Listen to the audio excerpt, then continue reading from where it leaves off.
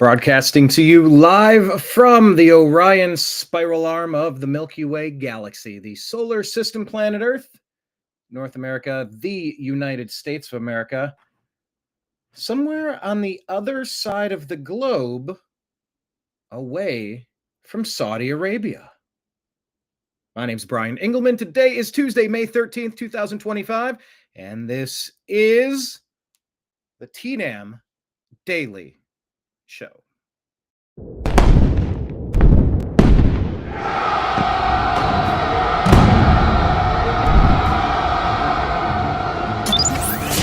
guide to the truth, the new American media. Yes, we are the new American media because the old American media has failed you. You know that. They can't really fail you if their job was never to... They can't really fail you if it was their job to deceive you all along. Is that fair to say? I think that's fair to say. That's why the new American media exists, and that's why we appreciate each and every one of you joining us. Thank you, thank you, thank you, thank you. Please jump into the chat room and leave your comments. I will try to incorporate those into the program as once the chat room populates over here, we'll bring it up on the screen and we can continue the chat. A couple of quick places we want you to follow the new American media at the bottom of the screen: Instagram, Facebook, Truth Social, Rumble, Odyssey, Twitch, Kick, DLive, and YouTube. Find the new American media, hit subscribe, hit the notification bell, etc. We're on Telegram and Signal at TNAM and TNAM Chat, and we are on X at American_media_. Please link up with us in that location as well. We are also on the Agree to Disagree show, is the umbrella that incorporates all of our shows. Okay, all the TNAM Daily Show, TNAM AM Show, TNAM PM Show, etc., etc. We just kind of put all of the current events stuff up there into the Agree to Disagree show. It all is under the same umbrella of a podcast, so you can find it and subscribe to it. And then on the other side, we do the Unhappy Hour Sports Show. That covers strictly football, strictly Browns, strictly Cavaliers, all sorts of shows. So link up with us. This is our daily show, and we unpack the news together. I have been starting the program. Join our daily show. I've been starting our program going through the world of sports. Oh, let me get to this as well at the bottom of the screen. If you want to belly up to the bar and toss me a tip for today's program and for 14 years of content, we are self-funded. We do not have advertisers. I should probably get on that, huh? Get some advertisers here. Get some of that sweet, sweet advertiser revenue. But it is kind of great to not have to worry about what you say and what you do. You just you don't answer to any advertisers. Of course, if you're doing the right kind of content and you're upfront with your advertisers, they know that you're not the type that's going to be swayed by their opinion since they're paying you. You wouldn't want to enter into a partnership that would lock you in to a certain mindset, a certain inability to cover the news accurately. That's essentially what the lying legacy media, the lying, dying legacy media has been up to with the pharmaceutical companies. You turn that thing on and it's like 80% of the advertisements are for pharmaceuticals, pills, and all sorts of stuff. So you wonder why you're not allowed to discuss medicine. Out of all the topics we as Americans are allowed to discuss, medicine is amongst the most taboo. In fact, we have this disclaimer here at the bottom of the screen. For countervailing views on health and elections, go to cdc.gov, who.int, and visit cisa.gov/rumor control. I say this to you under duress because we've had several of our videos flagged, demonetized, shadow banned, hidden on Meta, whether that's Instagram or Facebook. We've had accounts removed. We've had groups deleted, pages deleted. No explanation, no opportunity allowed to remedy any alleged issue. No human being to have any conversation with to get some clarification on, well, what's occurring? Why is this happening? How do we correct this? Nothing. That's the type of customer service you get with Meta products. And I might as well say the same exact thing about YouTube and Google. They treat you the same way. And when I say they treat you the same way, it's because you are the viewer. You are the adult in the room that's allowed to turn on this program and take a listen and see if I'm interesting, if the stuff I'm sharing has validity or not. The show, for the love of God, the main show that we've been doing is called the Agree to Disagree Show. We should be allowed to agree to disagree and move on, change the topic. We shouldn't be dwelling on, oh, well, we disagree about that thing. I just can't get past that. I'm done. I'm not talking to you about anything anymore. Shut up. Next. Go on to the next topic. Find some common ground. Find some stuff you find interesting and not sacrilegious or jarring to your worldview. But yeah, some of those topics have been tabooed, but look, we're trying to get back into having open conversations. Rumble is one of the best places to do that. So is X. So please make sure you're following us on those platforms. But yes, if you wanted to toss anything in the donation jar, we are on Patreon at The New American Media. We're on Venmo and Cash App at Brian Engelman, spelled underneath if you need to pause it. And we're also on PayPal at Fuzz Installments. So thank you to everybody who has signed up on Patreon to be a regular monthly contributor. Thank you to everybody who has sent donations through either Venmo or PayPal or Cash App. You are very appreciated.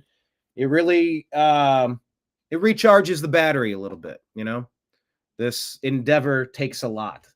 It takes a lot to kind of dig into all these stories and get some sort of clue about how to present them in a manner that you're going to get value from.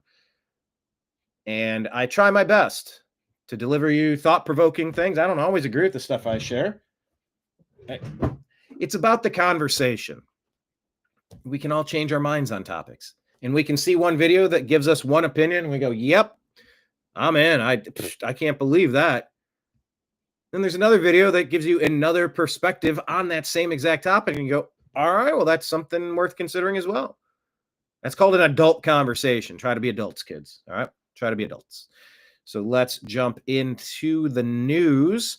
The topic of today's show is Trump returns Hamas held hostage. Trump stops Chinese fentanyl. Trump deports dangerous demons. Hashtag winning. I saw it said that President Trump is the first American president of his lifetime. I've said that for a long time.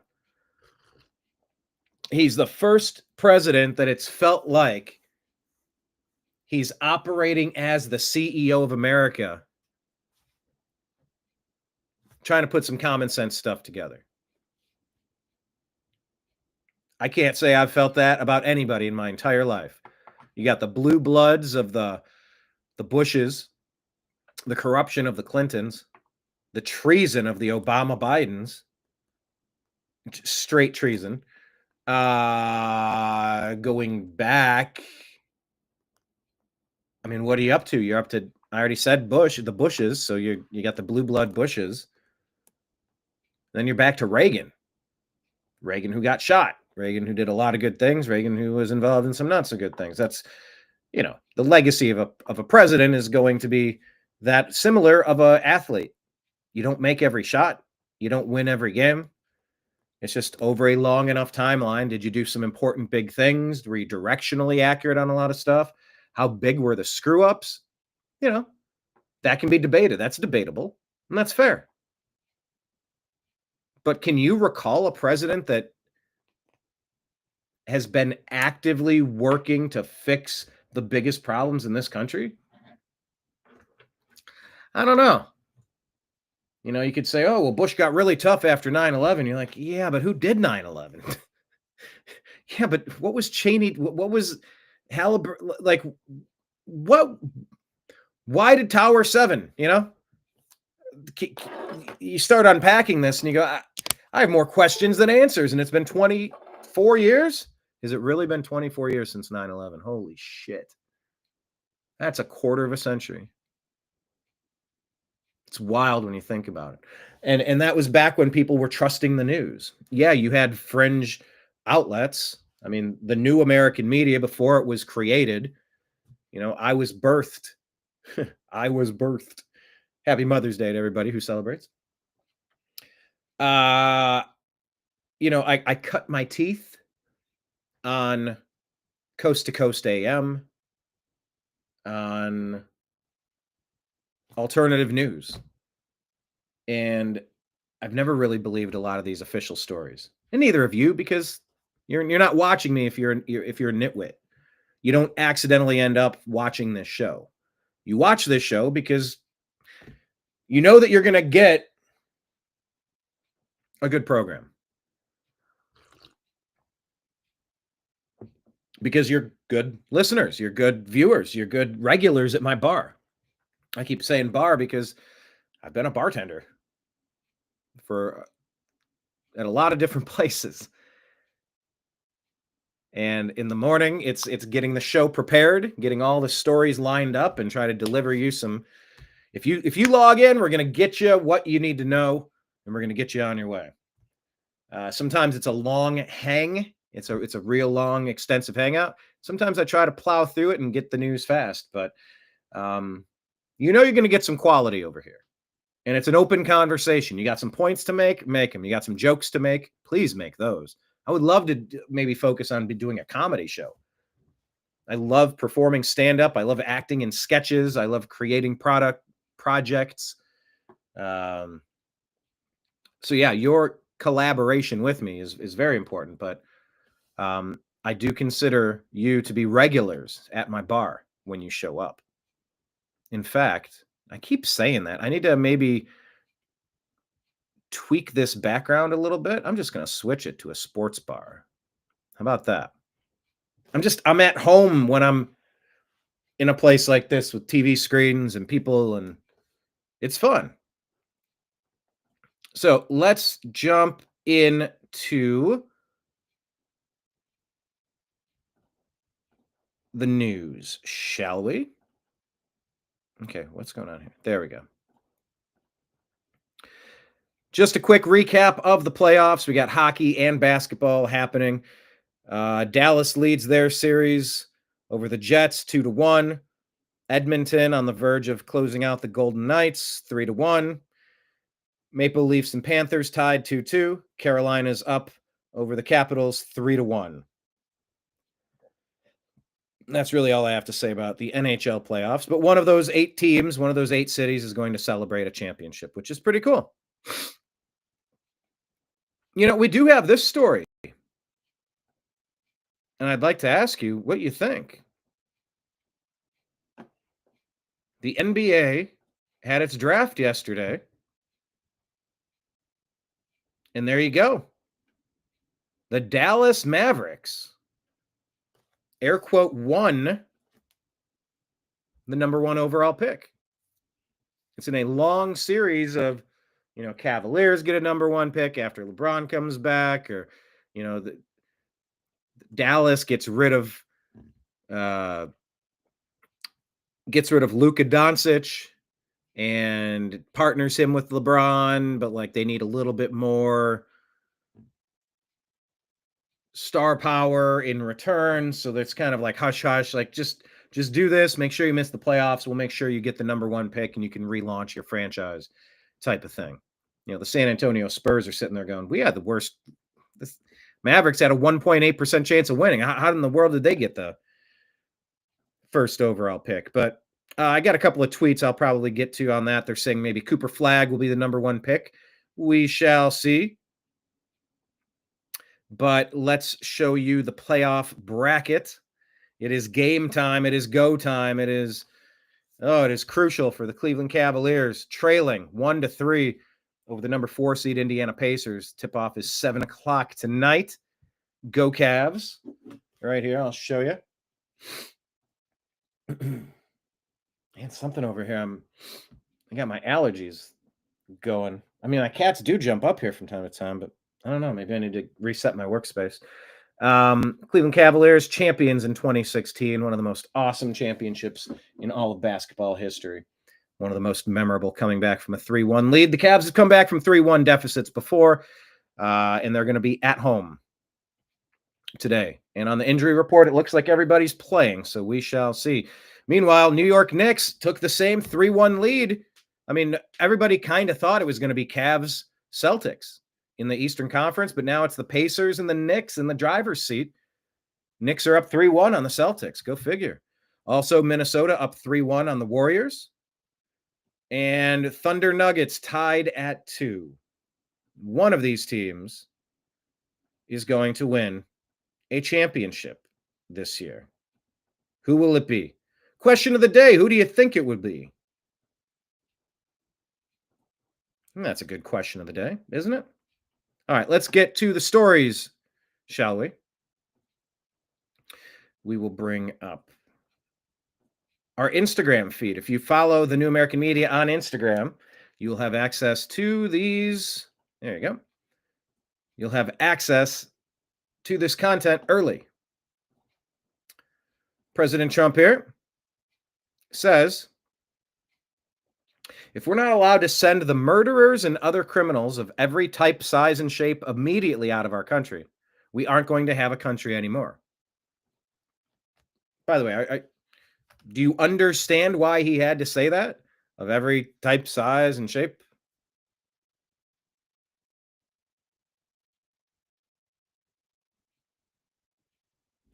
I guess you can say that you shouldn't be sending murderers and other criminals. You should be sending people who are illegally in the country. So I would take exception to that. Radical left judges and politicians don't care, but 90% of the people in the USA do. Hopefully the Supreme Court will agree with this and save America. Yeah, for the people who are in the country illegally, I would agree. Just for random bad people, I don't think that's a good policy. But I don't think that's what he was talking about. But we can ask. Yeah, Robertson, Comey, Barrett. How much faith do you have in the Supreme Court? Maybe less than we've had in a while. Here's Dinesh D'Souza having an interview. I do not know this man, but they're having a conversation about Islam and America. Let's take a listen. Only vote left. Why is that? I saw them as very stupid. I would fear the conservatives because they come with principle. That's not someone they can brainwash. But the left, I know they have no values and no principles to begin with. I dare you to find one Islamic extremist that votes for Donald Trump. Never do it. They'd give their vote to the leftist who wants to run around in pride parades. And Islamic extremists are against gays and homosexuals and transgenders, but they want the left to go and get busy with that. They want them, go speak about the climate, go speak about abortion, go kill yourselves, go do that. And she's fighting for abortion rights and all the other, my body, my choice. Yes, go do that. What is the fundamentalist and jihadi agenda for America? The future of America has to be Muslim. I would only vote left. Why is that? I'm interested to see in the rest of this. I'm interested. Hold on. What is this interview a smaller segment of? Is this from a new documentary? We've interviewed Dinesh D'Souza at the 2016 Republican Convention in Cleveland. He's a documentary filmmaker, so I'm curious to see what this project is about. Talking about the Supreme Court, here's Mike Davis talking with Steve Bannon about the Supreme Court. I would say this to the Chief Justice. You have let these Democrat activist judges sabotage American voters. They are election deniers by sabotaging the President of the United States exercising his core Article 2 powers. And if you refuse to get your judicial house in order because you're scared of bad press in the Washington Post and the New York Times, Congress is going to get your judicial house in order for you. And it's going to be through oversight. It's going to be through funding cuts. It's going to be through jurisdiction stripping. It could be through impeachment. But frankly, the simpler approach, as Speaker Newt Gingrich has been talking about, is just. By the way, those were all like nuclear options. But when the courts have gone rogue and you have activists sitting in there masquerading as neutral arbiters. I mean, look, if the referees aren't calling balls and strikes anymore, you kick them the hell out of the sport.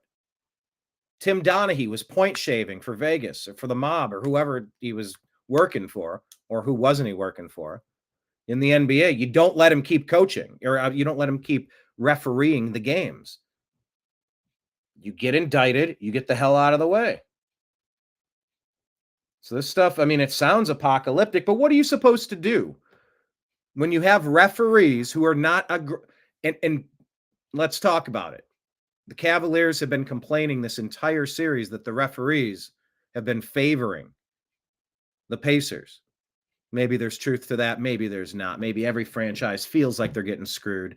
But it kind of seems like objectively, we can't understand why obviously flagrant fouls are not even being called as standard fouls. Oh, you know, they're just letting them play. No. These are against the rules. Like you don't just get to clothesline people. You don't just get to intentionally try to injure people. That shit was in the 80s and the 90s, and it was crap. Oh, the game was tougher back then. You're jumping up doing acrobatic shit. You're not supposed to be able to get blasted where you're going to blow out your knee, break your ankle, explode your elbow, break your nose, or ruin your career. It's a sport of grace, and there are rules, and they're supposed to be enforced. So if the judges are acting like corrupt referees, indict them, fire them, make an example out of them. We elect a president to fix the problems.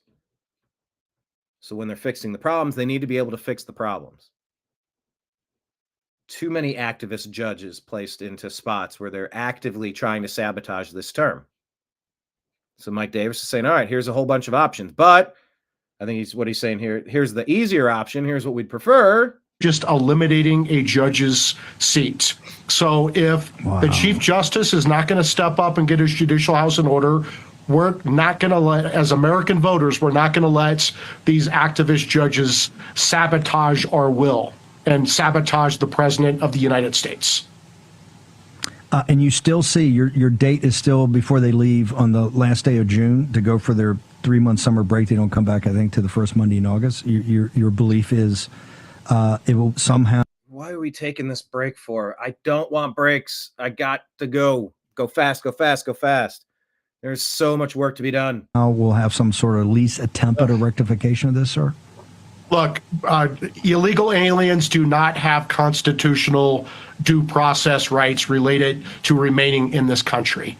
And the only time they get due process rights is when Congress provides those due process rights as it relates to remaining in this country. If these if these 7 generals on the Supreme Court, Commanding General John Roberts and his 6 lieutenant generals, think. Commanding generals. Is that an actual court phrase, or is he kind of like mockingly calling them like military members? That they're just going to create constitutional due process rights for these illegal aliens, including Tren de Aragua terrorists, where the president can't get these people the hell out of our country. The Supreme Court is going to lose its legitimacy with the American people, and when that happens, it loses everything. So this is a dire warning to the Chief Justice. Proceed with caution. I would say. Damn. It's getting serious. You lose faith in the Supreme Court, that's going to be bad news for the country. And it feels like John Roberts and Amy Coney Barrett are compromised. Something is off. And can we explain why Sotomayor and Ketanji Brown Jackson and Elena Kagan, why they always vote for the wrong thing 100% of the time, 90% of the time. Why do we just accept that they're always going to be political, and they're out there talking politically about blocking Trump's agenda? Paraphrasing, I don't have the exact clip in front of me. I think it was Sotomayor who was just out there recently. Yeah, Supreme Court better be careful here, because we suspected that the something was rotten in Denmark when John Roberts pushed through Obamacare. Now with Amy Coney Barrett blocking, and there's a lot of rumblings right now. There's a lot of frustration with the courts in general. This is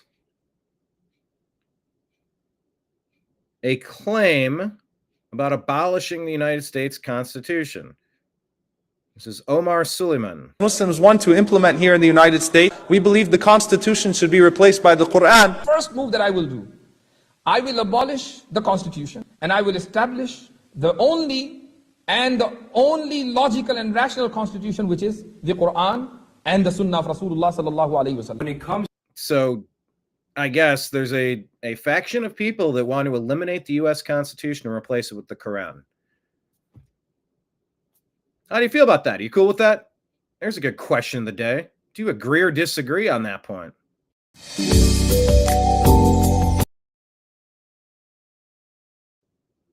Yeah, that's going to be a no for me, dog. I'm going to go ahead and pass on that. Thank you very much. To spreading Islam on a state level, on a societal level. And there's a lot of people that say Islam is a political ideology that masquerades as a religion. I don't know about that per se, but there is a governance attached to the religion. Sharia. There's a law component. And you can say that the United States was based on Judeo-Christian principles, maybe on the Ten Commandments and similar texts.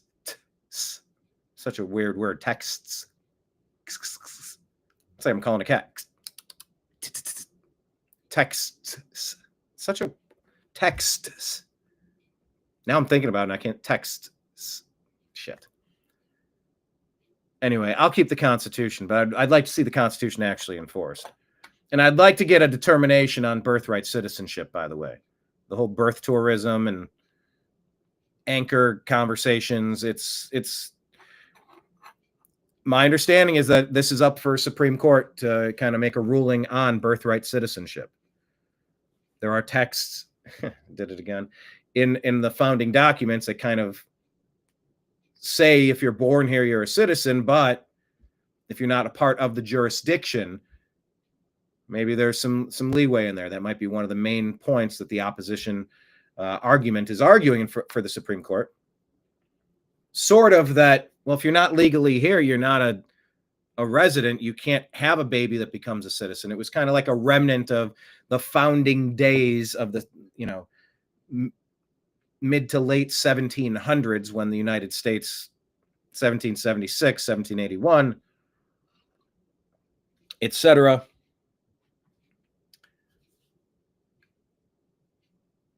Kind of like, well, you couldn't have been a citizen of the country because the country didn't exist, but if you're born here, you are here. But I don't think that applies if you've broken into a country, if you've violated laws to go inside of that place illegally.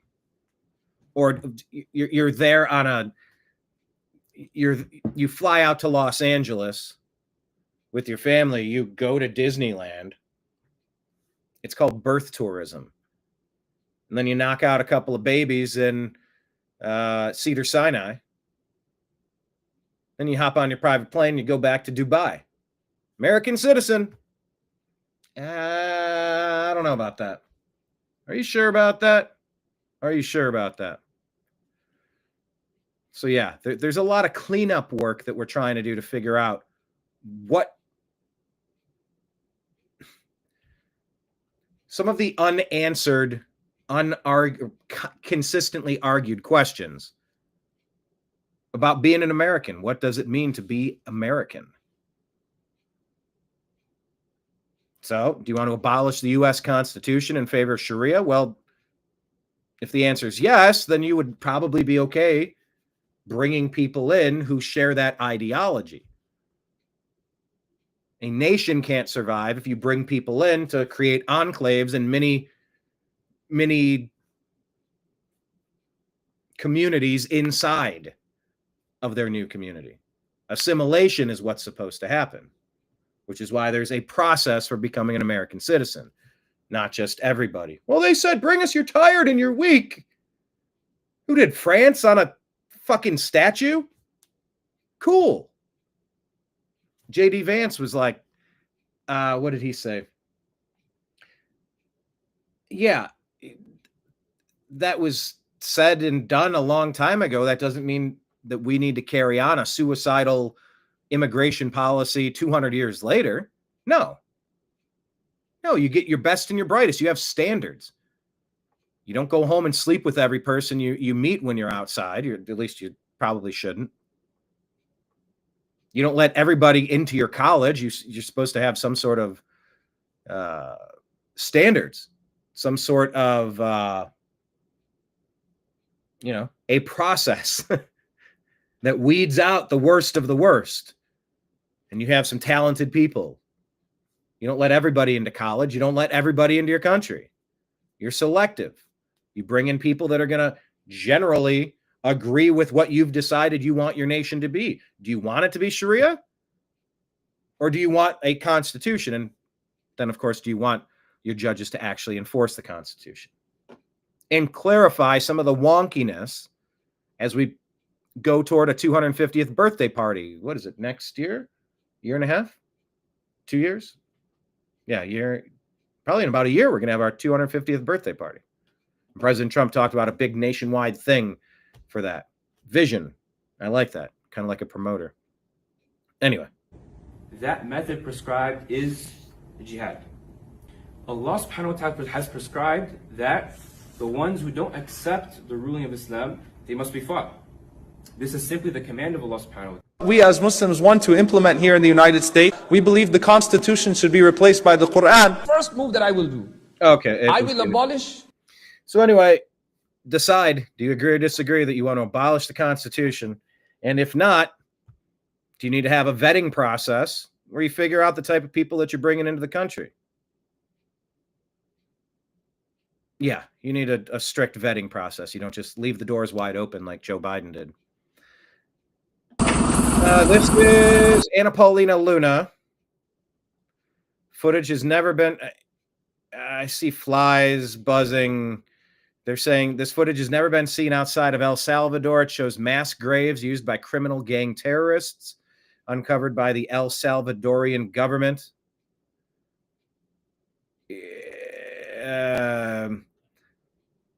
Before Nayib Bukele, El Salvador was known as the murder capital of the world. And these terrorists controlled every facet of the country, including politics. Oh, man. The judiciary and the prisons through violence and murder. Oh, jeez. It's absolutely shocking that the global media shows more concern for the so-called civil rights of these murderers and rapists than for the countless innocent victims who were mercilessly slaughtered by these gangs and whose bodies are now being found in these graves.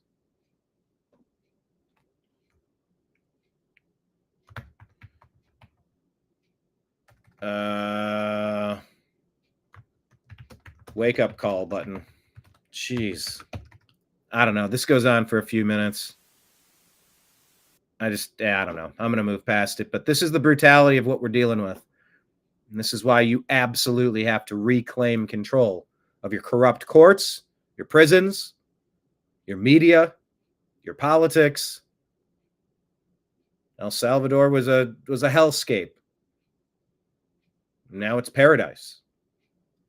Because guess what? You actually go after the bad guys who are causing 95% of the problems. There will always be some random stuff, but if you're just going to turn a blind eye to all the willful destruction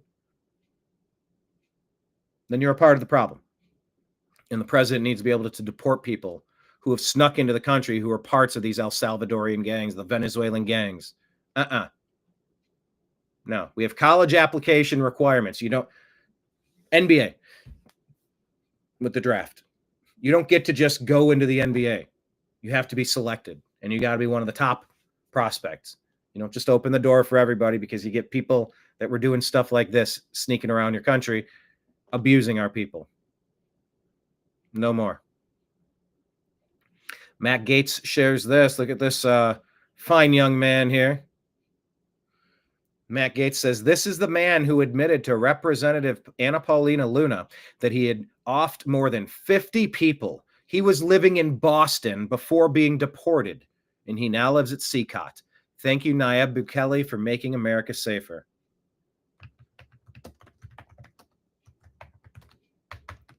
Defend America button. This is who the Democrats flooded your country with. Unforgivable. Matt Walsh puts out a post and says the Great Replacement is real. If you had any doubt, this story about the South African refugees should clear it up for you. The left wants unchecked third world migration because they want to make America less white. That's it. It's that simple. That's why they oppose the white refugees, because white refugees defeat the whole purpose of the program. What's up, Kenneth? Doormat Gates? Yeah, he's not a doormat. Although it is really weird how he stepped down and he was going to become attorney general. Now he's not, and he's just doing a podcast. And you're like, what? Why'd he do that? Maybe not a doormat, but when you look at his choices, it does feel kind of inconceivable.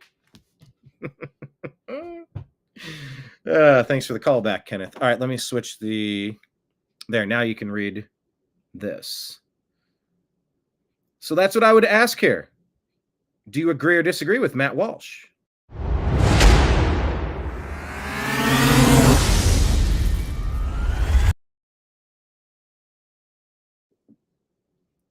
Matt Walsh saying the Great Replacement is real. If you had any doubt, this story about the South African refugees should clear it up for you. The left wants unchecked third world migration because they want America less white. That's it. It's that simple. That's why they oppose white refugees. Because if you haven't seen this yet, the same Democrat open border, let's try to legalize 30 million illegal alien invader votes because the American citizens don't want you anywhere near positions of power, people. They are opposing a small handful of refugees from South Africa. And I am working on booking a guest. I'll tell you once we book it. I've been talking with him for a while, and we're just trying to square away the best day and time. But his wife is from South Africa, and they definitely cover this issue. It's another talk show host who's been a guest of mine before. So we shall see when we can book them again. But yeah, I would really like to speak with him about the South Africa situation. It is bad. You can ask Elon Musk, South African. You want to talk about some gross, disgusting, violent, racist activity sanctioned by government, mind you, sanctioned by major political parties. Yeah, it probably rivals the Democrat Party with destructiveness, but they're actually more violent. Well, I don't know. Who's more violent? The South African racists or the Democrat Party that burned America down in 2020? I don't know. No, see, they were anti-fascist. So they were fascist by being anti-fascist. Good naming. Kenneth says, yes, he would agree. Or you said, yep. I'm assuming that's what you meant. Anyway, the Great Replacement, trying to figure out why the Democrats are obsessed. The deep state Democrat obsession with replacing voters who want them in prison with 30 million illegal. Hang on. What am I even saying here? The deep state Democrats are, there we go, obsessed with replacing American voters who want them in prison with 30 million illegal alien invaders. Make it stop already. The Democrats are atrocious. They should be voted out of every election. Oh, here's a Democrat. Kevin Kiley here says Gavin Newsom says ending his policy of unlimited Medi-Cal for illegal immigrants is not on my docket. And let me go side by side. There you go. Gavin Newsom says ending his policy of unlimited Medi-Cal for illegal immigrants is not on my docket, even though it has already made the program insolvent. This bears repeating. Saving Medicaid in our state from bankruptcy is not on the governor's docket. Make it make sense. Hey, how cool is this? President Trump. Oh, where did the stories go? Hang on, now it's thinking. Oh, good. President Trump helped release what they're saying could be the final living hostage that Hamas took almost 2 years ago now.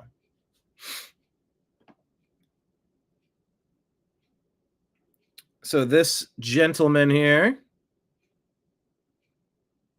Eden Alexander, 21, the last living U.S. citizen held by Palestinian Hamas terrorists in Gaza, returned to Israel Monday amid tears, laughter, and embraces from his family, who flew from America to greet him.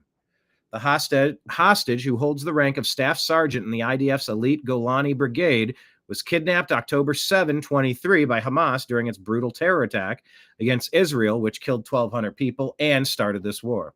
During that time, he was repeatedly tortured and kept handcuffed inside of a cage near other hostages. The Red Cross, which has an international legal obligation to visit prisoners of war, never visited him. However, the Red Cross managed the handover from Hamas on Monday, as it has with other hostages. Alexander was welcomed by fellow IDF soldiers. This is all written by Breitbart, by the way. Alexander was welcomed by fellow IDF soldiers and escorted back into Israel, where he was met by family and friends, as well as Israeli hostage negotiator Gal Hirsch and U.S. hostage negotiator Adam Bowler. On a helicopter to a hospital, he held a whiteboard on which he had written, "Thank you, President Trump." He also wrote in Hebrew, "The nation of Israel lives," and the name of his IDF unit. U.S. Special Envoy Steve Witkoff was also present. Israel's Army radio discussed the possibility that Alexander might fly to Qatar to meet visiting U.S. President Donald Trump this week if his health allowed. Israeli Prime Minister credited Trump's diplomacy, relentless IDF military pressure for Alexander's release, which came without explicit conditions. There are still thought to be at least 20 and perhaps 23 living hostages among 50 total remaining in Gaza. Trump will visit several Arab states in the region later this week amid efforts to force regional agreements and broader peace deals. MAGA peace through strength button. Good. Oh, it was in the wrong aspect ratio. Sorry, guys. I like to see that. I like to see Americans coming home. Abused Americans. Free them from the monsters. Get them the hell home. Good. But it said he's a member of the Israeli... I don't know how that works. This dual citizenship is another issue we need to discuss. About whether you should be allowed to serve as president or in Congress if you have dual citizenship. That's a question for another day.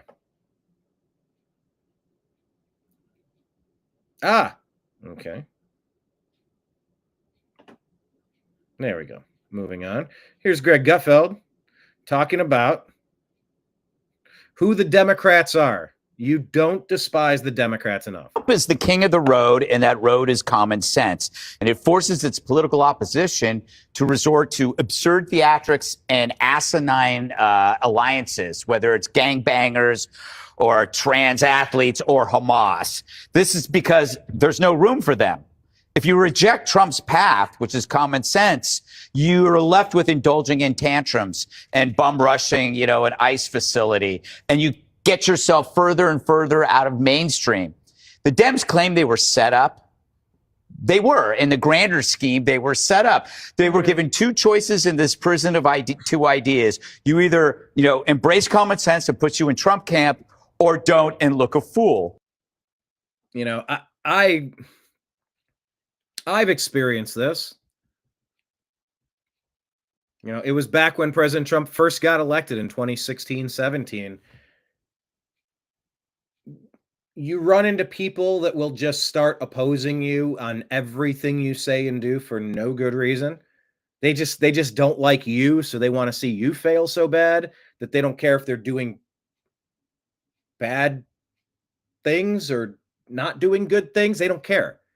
They just want you to not get your way so bad it becomes the main focus, the main thrust of who they are. And in this case, in the political sense, it's called Trump derangement syndrome, and the Democrats have got it bad. We knew what they would choose. So that was a setup, but they walked right into it. The setup was a giant room that said, you're set up. They can't veer back into common sense because Trump owns that turf. So what are they going to do now? How do you go to the left of this? Are you going to move MS-13 into the Four Seasons, have Tren de Aragua take over Disneyland? If they were really sympathetic, I could be sympathetic to them if these people took illegals into their homes. Mm-hmm. Then I would say, okay, gotcha. Trump is the king of the road, and that road. And we just said, can RFK Jr. please address how to cure Americans suffering from Trump derangement syndrome? It's a mental illness. The Democrats are defending the bad guys. Again, just because it's against Trump, and it's ridiculous. So here's a question. Who do you agree with? Jesse Waters, is he trolling Rand Paul for being against tariffs on live TV? James Dunn says, time to buckle up and apologize, Rand. Or do you agree with Rand Paul that tariffs are bad? I had this conversation with some of my buddies yesterday, and they agree with Rand Paul. Who do you side with? Senator, you were a panicking. You were against the tariffs. A panicking. You were anti-tariff. Now what do you have to say? Jesse, I'm a free market guy. I think international trade creates great wealth, and there's all the facts and history of the last 100 years to prove it. But I'm also a friend of Donald Trump's. I'm a supporter of Donald Trump's. When he has successes with trade, I've said I will compliment him. If he succeeds in lowering tariffs and lessening the obstacles to trade, I'll be right there. I think it's unknown with China. We started out at 145%, then we went to 80%, now we're at 30%. But that's 30% more than we have on currently. So this will be a 30% rise in any goods who are coming from China, and somebody will pay that. It will be the consumer. If the consumer's happy to pay more when they go to Walmart or more when they go to Target in order to get fairness or to teach China a lesson, then so be it. But the proof is in the pudding. We'll see what happens over the next 6 months to a year. So you think our defense industry should rely on the Chinese? You think we should rely on Chinese steel? You trust China? No, I think there are exceptions to trade and exceptions to free international trade. One of them would be defense industries. We obviously aren't going to buy our, intercontinental ballistic missiles from them. We're not going to have enriched uranium coming from China. So our defense industry is completely independent. And the uranium got some problems with. Remember the Uranium One deal with Russia and Hillary Clinton, and they're trying to fast track a uranium plant, I believe, in Utah. Trying to get that done in 14 days. Who knows if they're going to be able to do that? But no, I mean, if we've learned nothing from COVID, and we haven't, I have. Anyone else? Our supply chains need to be local. We need to be in charge of the things that we need. It's a fool's errand allowing yourself to be dependent on others. And Rand Paul saying it's a 30% increase on stuff. Yeah. Maybe. Or the companies don't make as much profit and they keep the price point the same in order to stay competitive, or an American company starts making the product, employing Americans, paying American taxes. It's tough to tell. It's Schrodinger's tariff. On one hand, it's that the U.S. has been taken advantage of by so many people with trade negotiations that you're going to put a tariff on to get their attention. Then you sit down and have a talk. And then you agree that you're both going to drop the tariffs. All right. Well, in that case, the free market wins. But on the other side, President Trump is saying, well, we can replace the Internal Revenue Service with the External Revenue Service. Now, that sounds kind of good. But if that's all based on tariffs, we're just going to get taxed in a different place. I don't know. In general, it seems like we're recalibrating things in a good way. So I get Rand Paul's point. I get Jesse Waters' point. Needs to be. And there are even some things that aren't necessary for defense that I would say we ought to make here. The flag, for goodness sake. Or pharmaceuticals. So you don't want pharmaceuticals coming from China. No. Agreed. And yeah, the American flag made in China. It's like, oh, come on. I'm theoretically generally against excessive laws. Maybe there should be a law that the American flag should only be made in America. Kind of like, ooh, there's an idea. How about this one for an agree to disagree?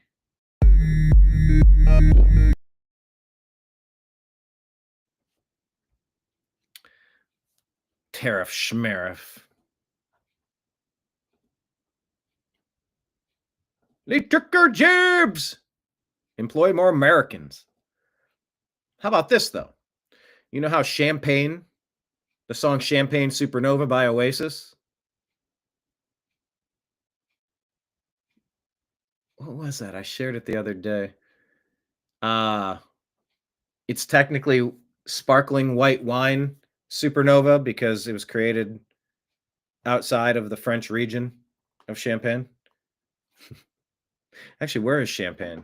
Besides Illinois. Where is Champagne located? Champaign, Illinois. No, that it gave me Chicago, Illinois. No, like the drink. I guess Champagne.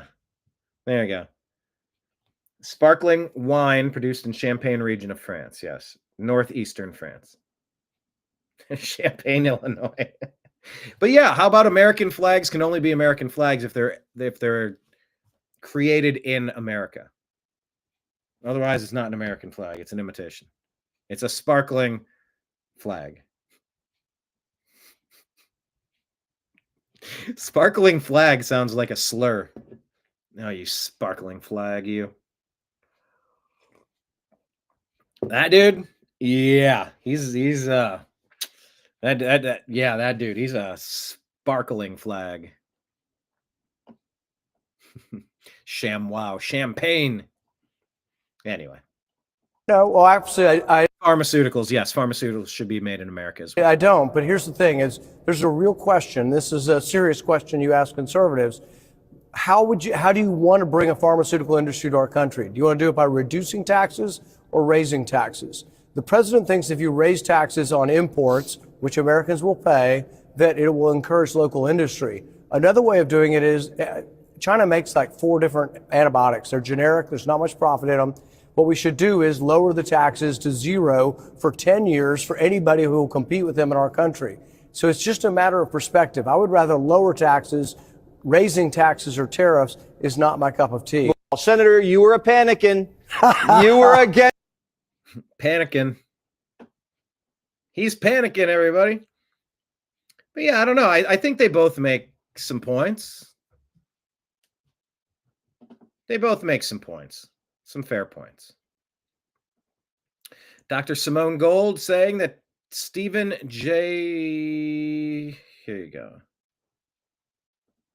Stephen J. Hatfill, a virologist who promoted hydroxychloroquine as an effective early treatment for COVID-19, now holds the top pandemic prevention position in the DHHS. Hydroxychloroquine was deemed enemy number one by Fauci in the media. Yeah, along with monoclonal antibodies and ivermectin. You know why? Because they felt that if they allowed those to be prescribed and people were effectively treating what they were ailing from, that they would lose emergency use authorization. And if they lost emergency use authorization, they would open themselves up to lawsuits. Instead of just passing some sort of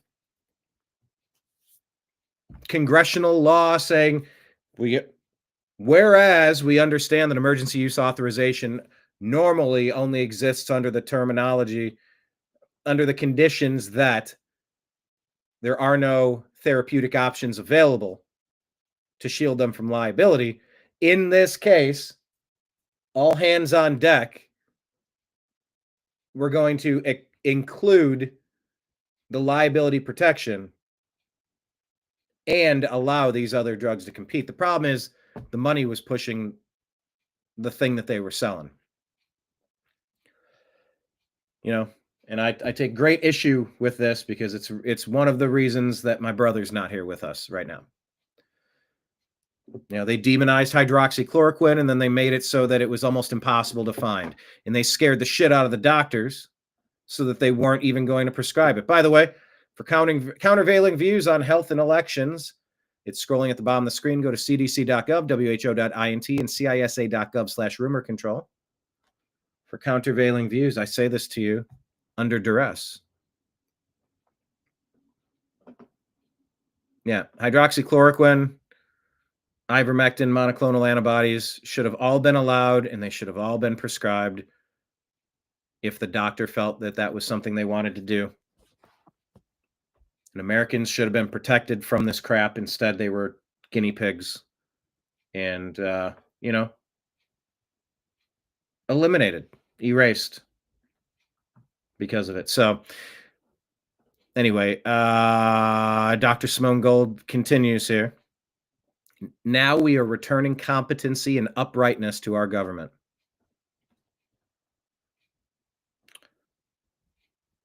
What would I say? I would say that, let's say, demonizing HCQ, IVM, and MCA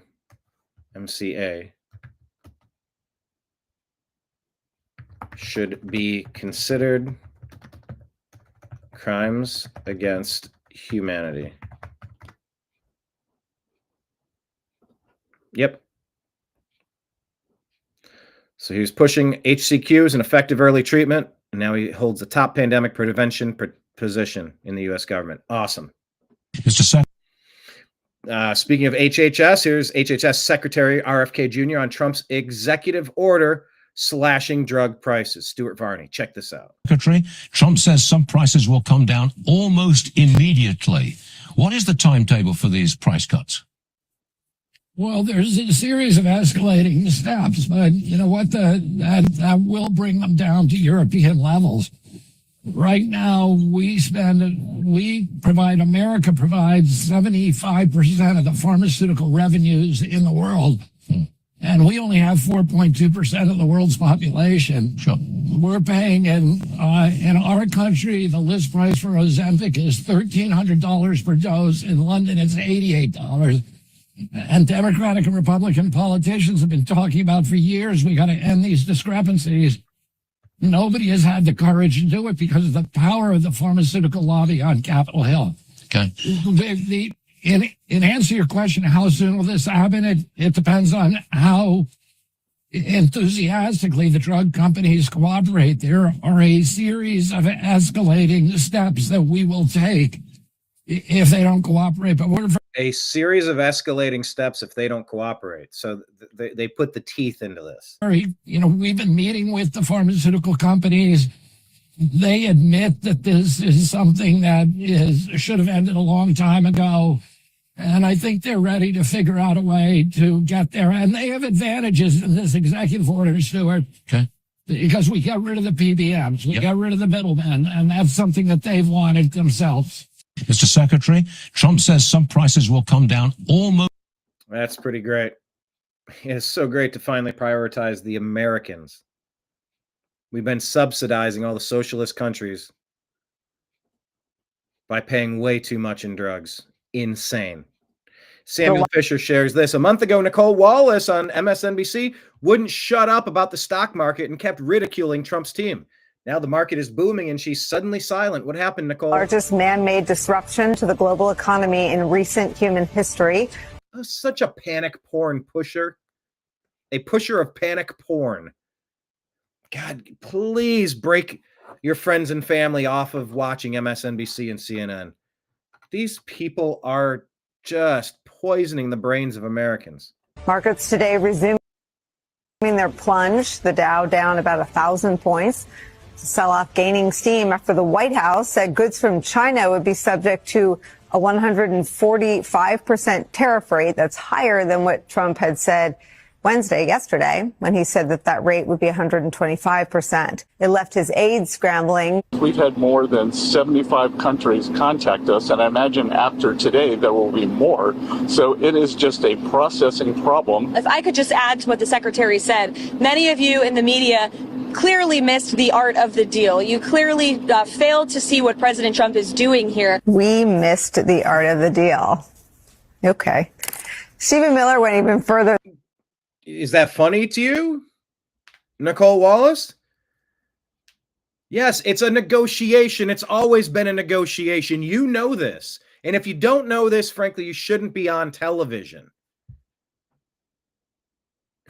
It's always been a negotiation. You start off all the way over there and you work your way back. You're selling a house for $500,000. You go in, you offer them $300,000. You get the ball rolling. Oh, it's causing chaos in the markets. It's not the final offer. And it's letting them know that you're serious about not getting ripped off anymore. She's mocking Carolyn Levitt and Scott Bessent, explaining that it's the art of the deal. You must have missed what the art of the deal is. Oh my gosh, can you believe that things are temporarily down a little bit? Oh my gosh, we're so stupid. You know, you're the stupid ones. Ugh. Now, prove me wrong. If someone has a clip of her, praising the roaring stock market of the past month to counterbalance this, I'll gladly add that to the stack and show it. This is the gross lady that talked about the kid. The kid at the joint session of Congress who was deputized. The kid battling, what was it, brain cancer, and President Trump, kind of deputized him, and she's on air saying, I hope he's never shot by a Trump supporter or killed by a Trump supporter during a violent insurrection or something. It's like just awful. How many humans do you know like this? Anyway, I don't see her praising the roaring economy right now. Though, than that, he said this, quote, you have been watching the greatest economic master strategy from an American president in history, end quote. He and he alone would drive the world into an historic financial crisis. Huh?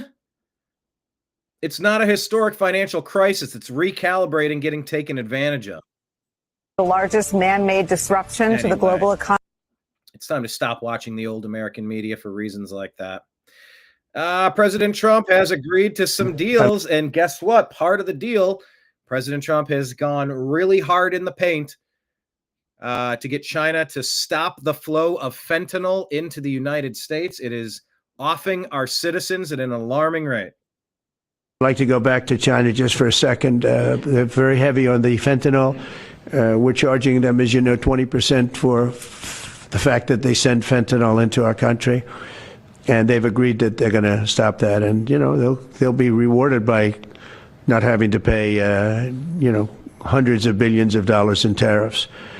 So the fentanyl should stop. It comes from China. It's amazing, and comes through our southern border, comes through our northern border too, comes through Canada, and comes through our southern border, much more through the southern border. But so. That's a very important subject to me, because everybody in this room has lost friends or people that have family members that have died of fentanyl. So there's a big incentive for China to stop, and I take them at their word. They're going to work on that, I think, very hard. And one thing, when they work on something, they get it done. I'd like to... Bravo. Just, tip of the cap. Bravo, President Trump. Now, I'll believe it if I see it. But this is a president that's actually defending your country. And wokeness says 10 million third world illegals dumped into America in 4 years. By the way, that's 30 million. Media says this is a nation of immigrants. 50 white refugees are allowed in. And then the media says this is not who we are.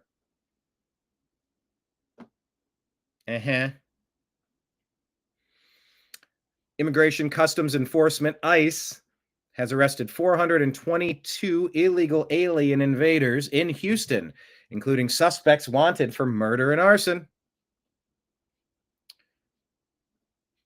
Yeah, 59 people brought in. Take a listen to how MSNBC covers this.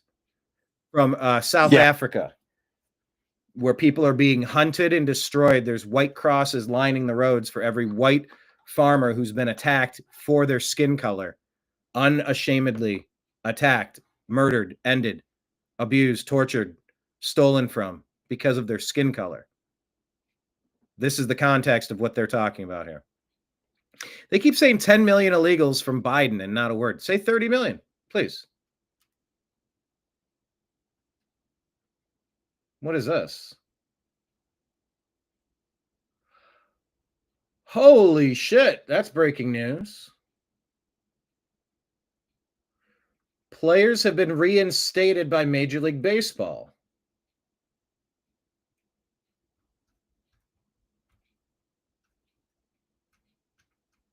All right, what is this story? In a historic sweeping decision, baseball commissioner Rob Manfred on Tuesday removed Pete Rose, Shoeless Joe Jackson, and other deceased players from Major League Baseball's permanently ineligible list. The all-time hit king and Shoeless Joe Jackson, both longtime baseball pariahs, stained by gambling, seen by Major League Baseball as the game's mortal sin, are now presumably eligible for election into the Baseball Hall of Fame in Cooperstown, New York. Manfred ruled that MLB's punishment of banned individuals ends upon their deaths. Obviously, a person no longer with us cannot represent a threat to the integrity of the game, Manfred wrote in a letter to attorney Jeffrey M. Lenkov, who petitioned for Rose's removal from the list on January 6th. Moreover, it's hard to conceive of a penalty that has more deterrent effect than one that lasts a lifetime with no reprieve. Therefore, I have concluded the permanent ineligibility ends upon the passing of the disciplined individual, and Mr. Rose will be removed from the permanently ineligible list. The decision ends the ban from then-Commissioner A. Bartlett Giamatti in '89 following MLB investigation determined the 17-time All-Star bet on games while managing the Reds. Jackson and 7 other Chicago White Sox were banned from playing pro baseball in 1921 by MLB's first commissioner, Kennesaw Mountain Landis, for fixing the 1919 World Series. Based on current rules for players who played more than 15 years ago, it appears the earliest Rose and Jackson could be enshrined is summer of 28 if they are elected. Manfred's ruling removes a total of 16 deceased players and 1 deceased owner from MLB's banned list. That includes Jackson's teammates, ace pitcher Eddie Cicotte, third baseman George Buck Weaver. The so-called Black Sox scandal is one of the darkest chapters in baseball history, the subject of books in the 1988 film 8 Men Out. Rose believed his banishment would be lifted after a year or 2, but it became lifetime. Jackson was considered by voters, but Pete Rose never appeared on a Hall of Fame ballot, and he died in September at age 83. Okay. I'm just trying to see if they're going to mention President Trump here, because President Trump was pushing for this as well. This is the all-time hits leader. I've long argued that you should build a separate wing for Major League Baseball and call it the asterisk wing. Nickname it, call it the Hall of Shame.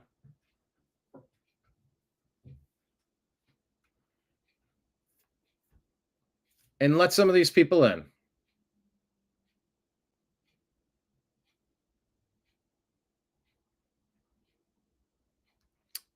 Just trying to quickly scroll and see if ABC, ESPN, Disney mentioned President Trump in here. No, they do not. But that's breaking news. That was something new. Okay. Good. Well, that just happened. Anyway, 30 million illegals from Biden and not a word. 59 people are granted asylum. Listen to how MSNBC handles this. Yes, it's so deeply and morally wrong-headed and repulsive. These are the descendants of the people who created the most diabolical system of white supremacy in human history, apartheid. This idea that the republic must remain a white nation is evidenced in this move, which is so explicit that it cannot be denied. Yes, it's so deeply... Good grief. You got people who are being persecuted for the color of their skin in their country. Yeah, everybody can be persecuted by the color of their skin. How often does it actually happen, and how often does it happen to which group? I'll leave that for you to make a determination on. Who has group protections and who is often the subject of abuse? Unnecessary, unfair, illegal abuse. Leave that for you to determine. These are 50 farmers, people with skills who've been fully vetted, who are being attacked for their skin color. Yeah. See, there are actual refugees, and then there's what the Obama doctrine has been pushing to colonize Canada, the United States, all of Europe, pick your country, with non-citizens, non-residents, non-members of that community. And then the Obama doctrine stole money from the people of those countries to give free money to the people they just dumped onto their shores. Mostly military-aged men. Oh, and there's plenty of unaccompanied minors who... Have they disappeared? I forgot to put on that extra light. Oh, look how nice. A little extra light will do.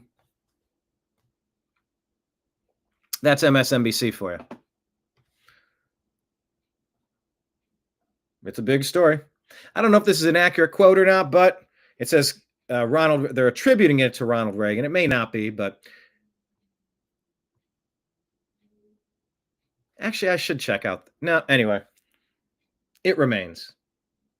Keep voting Democrat. One day they'll restrict your freedoms, restrict your history, and restrict your safety, all in the name of professional victims that don't understand the consequences of their ignorance. Ronald Reagan. All right, I am going to check. Understand the consequences of their ignorance. Reagan quote. Because this strikes me as something that might not be what's happening. It's not working. I got to refresh Grok. Something went wrong. What went wrong? My internet better not be out again. Nope, still streaming. Okay, Grok was broken there. The quote, often attributed to Reagan, though not directly verified in his official speeches or writings, is we must understand the consequences of our ignorance. It's frequently cited in discussions about the dangers of neglecting knowledge, education, or informed decision-making.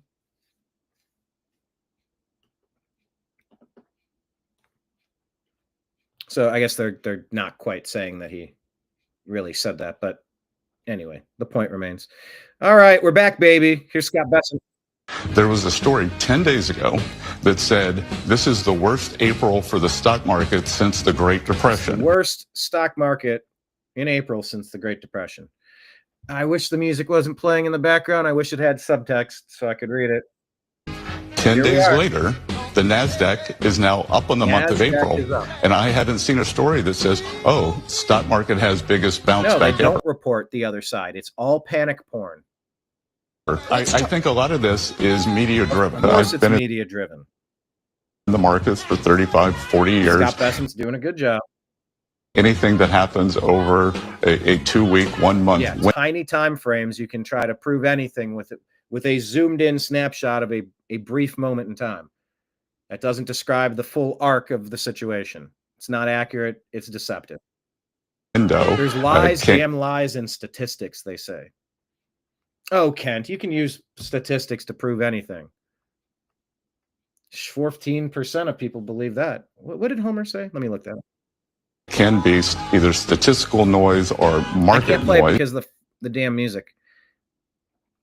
Anyway, watch the clip. I keep pausing it so it's not going to set off the YouTube algorithm for copyright check. But anyway, peacemaker in chief, British peers called for President Trump to be awarded a Nobel Peace Prize for preventing India-Pakistan war, according to We Are Breitbart. These are Democrats who talk about lowering drug prices, but they protected the rigged system that sent costs through the roof. Today, President Trump signed executive order and blew up the Democrat corrupt drug pricing scheme to make prescription drugs affordable for Americans. Bravo. So let's take a look at the news. Kenny Webster tells you today's top news. Trade war ends with China. Hamas hostage coming home, or is home. Peace has been sorted out in India. There are peace deals working in Ukraine, working closer. Hopefully, they're supposed to meet. They don't want a temporary ceasefire. They want an actual end to this thing. Lower pharmaceutical costs have been negotiated. How will the liberal media make this sound bad? Exactly. This is pretty funny. I'm building a wall around New Mexico, too. I don't need any new Mexicans. I'm still trying to get rid of the old ones. Look at that. Look at that new border. That'd be an interesting looking. Building a wall around New Mexico, too. That's pretty funny.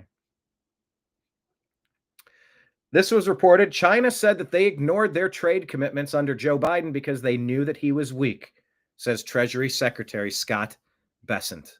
There's a picture of Joe falling up the stairs. Only Joe could fall up the stairs, right? 9 more boxes of Biden docs found in Boston. Not surprised button. That guy's corrupt as hell. Just investigate him. Democrats are disavowing David Hogg. And Charlie Kirk puts the nail in the coffin of the radical leftist DNC. Nihilistic, and also how dismissive of all the concerns that young people are feeling right now. Kenneth, I almost led with, sir, I said, sir. Well, sir, I said, sir. That's Foghorn Leghorn. Well, sir, I said, sir. And Elon. Yes, sir. I did say that.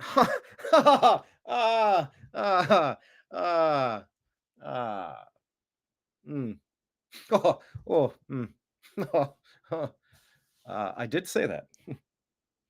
Elon said, sir, what about New Mexico? The Democrats the last couple of years, and Hogg is half right about this, they have lost young people, especially young men. When I go to these college campuses, though, they don't just want to have more degeneracy or debauchery. Are you listening to this? Kids aren't just looking to get wasted and bang, like back in my day. They're looking for something greater, something higher. They're in the pursuit of something good. And you know what? It is that pursuit of something good that makes me keep delivering the new American media, keeps unpacking the news for you, because I'm trying to make sense of this really messed up world, because it doesn't have to be so stupid, but it's going to take cojones. Because if there's an afterlife, we should be able to defend our actions in this earthly realm. True and beautiful. Remember, if you're on a college campus right now, the very young people that we at Turning Point USA are winning over, large in part thanks to President Trump, you suffered under the lies and the deception of COVID, of wearing a mask while you shower, of the 9th booster shot, of the hyper-policing of every pronoun and every syllable that you say. And they want something greater than that. Please get that stopped. something darker and something that is rooted in a cynical worldview. And David Hogg is so dismissive of young people that want to have a mission, that want to have meaning, that don't just want to pursue what makes them feel good, but instead young people increasingly want to do good. This is also why we're seeing young people go back to church. According to Axios, a story just a couple days ago, church attendance is going up large in part thanks to young Gen Z men. David Hogg is selling a very dark worldview, and we are going to embrace one that lifts people up and one that is rooted in eternal principles. Bravo. I'm just going to type bravo. Oh, I like to leave breadcrumbs on these posts. Yeah, here's the cycle. Have you figured it out yet? So Trump calls for a tariff on a country, and then the left freaks out. And then the country comes to the table to negotiate a good deal, and then America wins. Have you figured out the Trump cycle yet? It's called the art of the deal.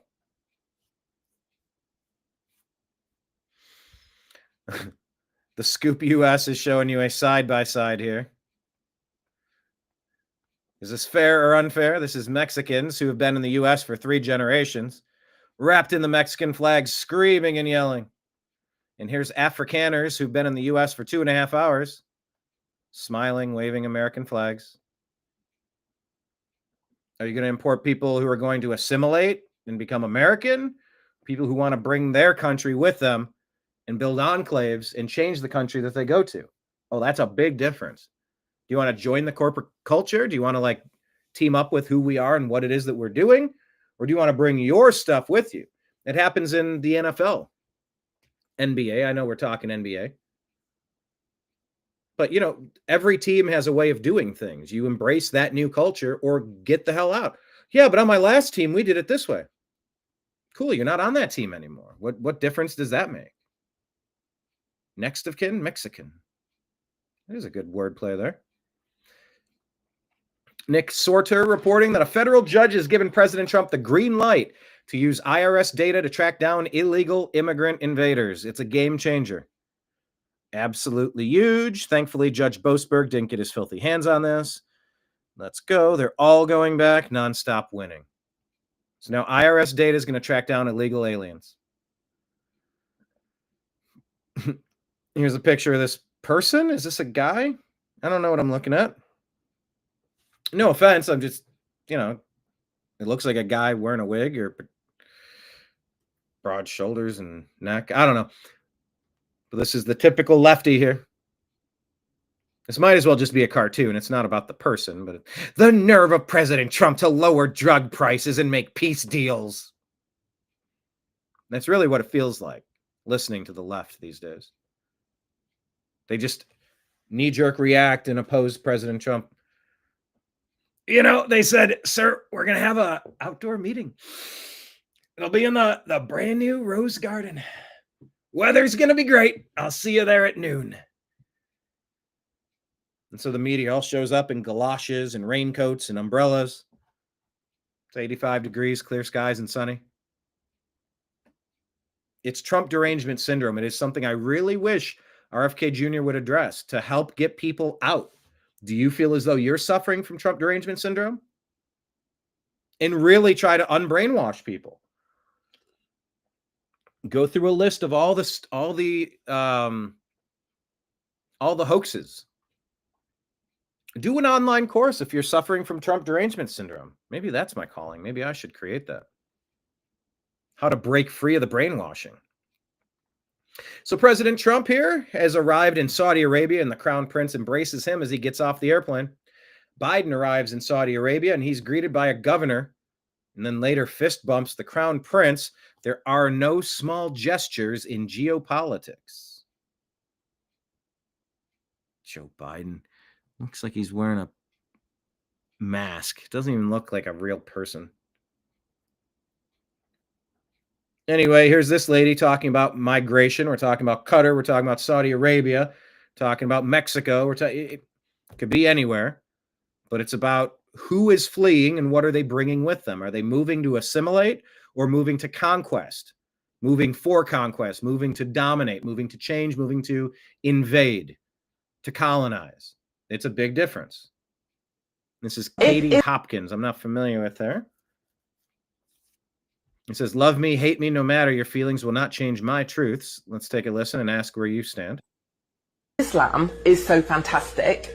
Why do Muslims always flee to Christian countries? Why not go to Saudi or another Muslim country? Well, because Saudi Arabia actively prevents... I'm sorry, is Saudi Arabia actively preventing Muslim neighbors from migrating? I wasn't really aware of that. Their Muslim neighbors from going there. And the why UK is that? government or the US... Why is that? That's a great follow-up question. Prevent migrants going there. Look, I'm not an ambassador for the Saudi government. Isn't it because Christian lands are free and tolerant and open? Christian lands are free and tolerant and open. You tell that to the... Did you see The Handmaid's Tale? Don't you know that there's...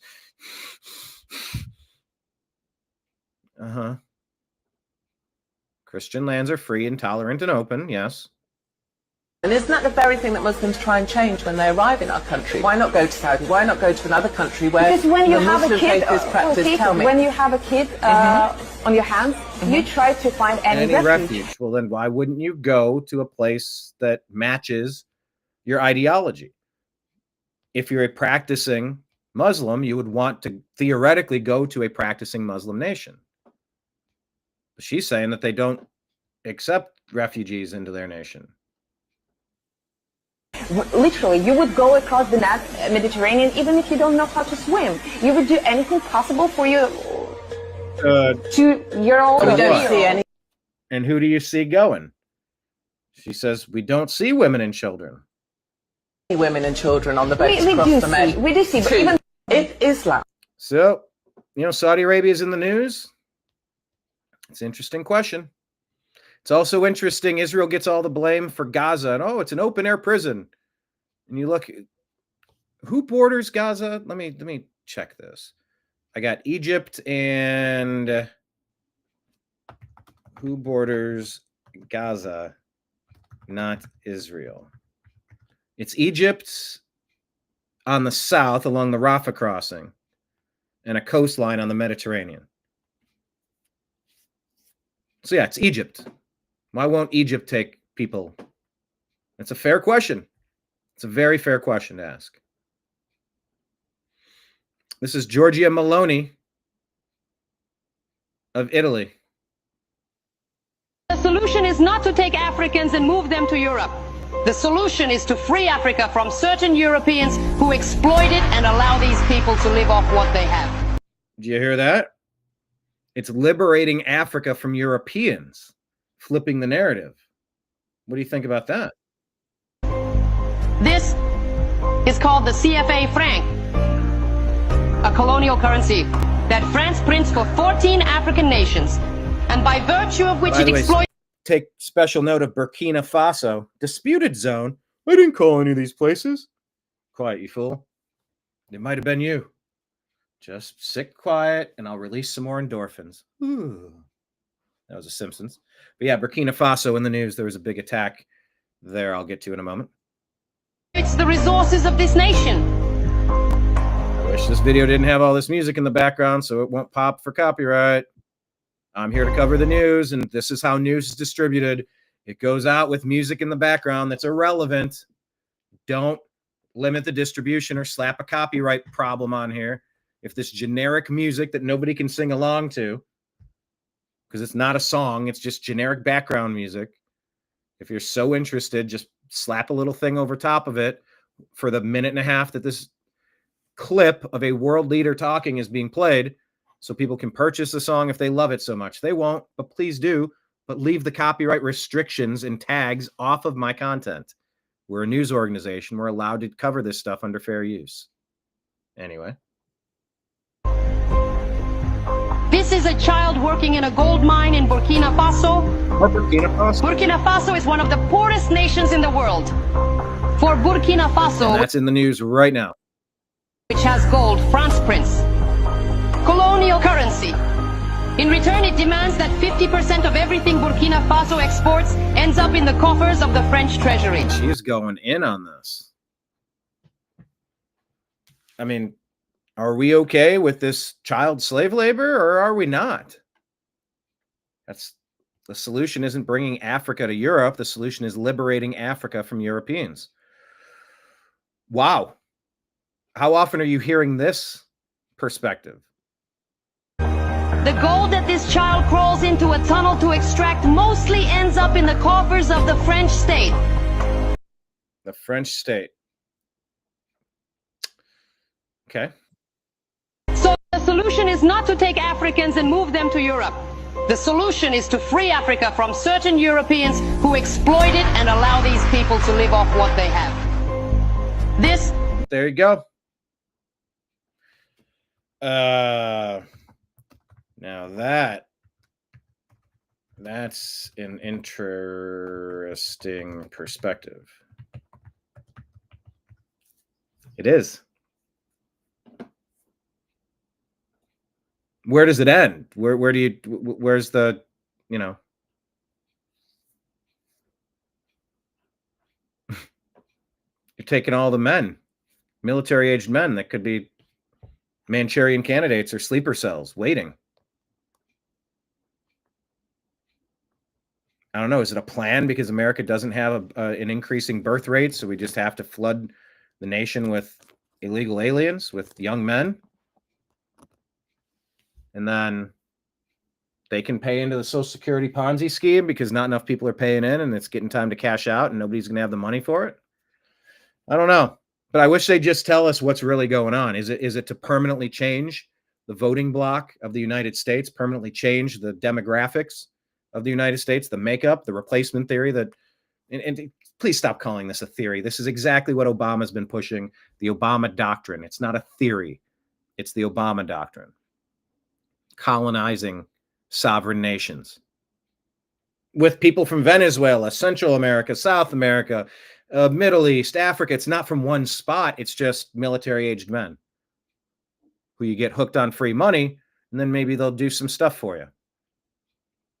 If I were a bad person, I could see how this could be exploited, which is why I wouldn't want it to happen.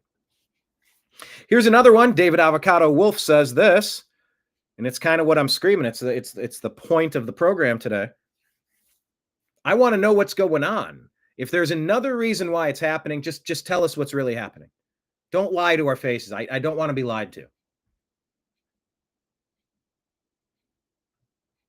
But they love lying to us. So he put this out, and this seems pretty telling for me. And I'm getting frustrated being outside and dealing with this, witnessing this over and over. Blocking out the sun while simultaneously building solar panel farms has to be the most obvious sign that we are being fucked with on a grand scale. It's literally Mr. Burns, blot the sun. Smithers. Yes, sir. I haven't done a Smithers amount. Yes. Yes. Yes. Yes. Yes. I don't know about that. I haven't done a Smithers in a while. I got to watch some more. Release the clouds. Release the clouds. It's Mr. Burns blotting out the sun. That's what Bill Gates, like, that's what these people are doing, allegedly. They're spraying shit in the skies to bounce more heat off because too many greenhouse gases or something. Tell us what you're spraying. Tell us the purpose. What's all this aluminum and barium and all this shit that's going into our lungs, into our soil, onto our plants, into our wildlife, into our what is going on? You know, most of these temperature changes, according to some scientists, you know, the science is settled. No, science is never settled. Science is proven on a daily basis. New hypotheses every single day. Defend it or lose the perspective. Lose the point. Defend your position or we don't believe you. That's how science works. Fauci, trust the science. The science is settled. Get out of here. So if they're spraying because of this blah, blah, blah, blah, blah. Oh, man-made climate change. Bullshit. It was man-made global warming. Oh, it was the ice age in the 70s. It's just panic porn. Pushing panic porn. Peddling panic porn. And I'm sick of it. Just tell us what's going on. Tell us why you're spraying the skies. Tell us why you're putting 30 million illegal alien invaders into our nation. At the same time, you're saying you can't work federally, you can't be in the military unless you take a jab. You're letting all these people in, no health testing, no health screenings. By the way, no criminal screenings either. Bringing in rapists and murderers. The Democrat Party should be sued into oblivion by the affected parties who have suffered from the actions of the Democrats, pumping their country full of unvetted people, monsters in some cases. Nashville Tea Party put this out. It's kind of funny. They said when the deep state Democrats are saying, it's a threat to our democracy. It's a threat to our democracy. You're supposed to just say it's a threat to our bureaucracy. It also works in this case. Elon is a threat to our hypocrisy. No, I don't think she's literally holding this up. It's a cartoon meme. But in Europe, you should go to jail if you post this. If you notice that your nation's been invaded by foreign forces. Oh, how dare you speak out against the invasion? Huh? You know, you posted something dangerous on social media. Huh? Yeah, you claim that a politician was holding up a sign that said Elon is a threat to our hypocrisy, but she never did that. Like, what? Europe, wake up. England, get off your arses. Go down, meet with your boys over a pint and go have your own Boston Tea Party. Defend your nation from the invasion. And demand the people behind it. Who's behind it? USAID, the Catholics, George Soros, the deep state, the Democrats, the New World Order. Like, who? Reptilian shapeshifters, angels, demons. Like, who? Find out why. Is it because of declining birth rates and that's the only way a nation's going to survive? Well, then let's have that conversation, because that conversation might get us to,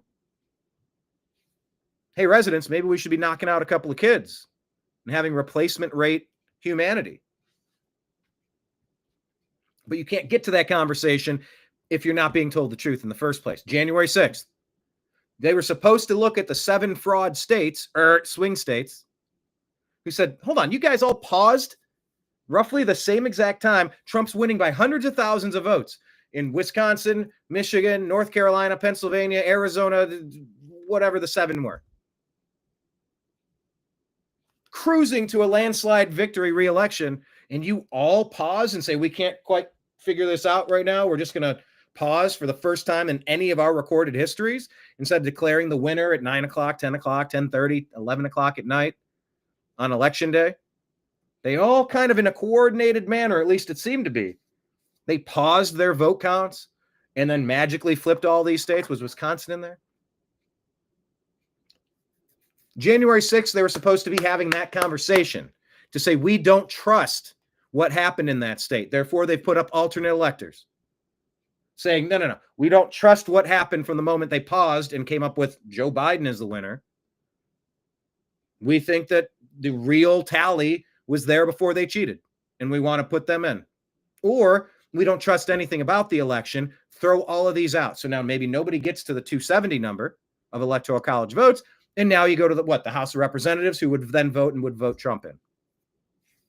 That was the conversation that they were supposed to have on the floor that day. Instead, they had a mostly peaceful protest where some people did some things. But it sure seemed like the deep state were opening magnetized doors, Ray Epps moving barricades aside, intentionally firing aggressive pepper spray and explosive devices into peaceful crowds who were allowed to gather. Not a single shot was fired that day by the MAGA supporters who said, you just stole our nation from us and we're not going to let you get away with it. All of that was wiped away. You didn't get to hear the conversation on the floor and the arguments, the rebuttals, the debate about what to do, because the 7 fraud states or swing states delivered something that the people don't believe is valid. Look at all the bellwether counties. They all went for Trump. Look at all of the counties across the nation. It's 80, 90, whatever the percent. It was all a sea of red. But in all these specifically very dark blue areas, Mark Zuckerberg paid for his Zuckerbucks to have drop boxes. All of the allegations of not to re-legislate all of this now. But that's the debate that was supposed to happen on the floor in Congress. It was supposed to happen. But instead, Pelosi declared an insurrection and started targeting Trump supporters. And then big tech silenced President Trump and took him off of social media. And if you supported what was going on to defend the nation from an overthrow, a coup, as many believed we witnessed, that debate never happened. So the point is, you can't have a debate about why 30 million people were invaded, were dumped into America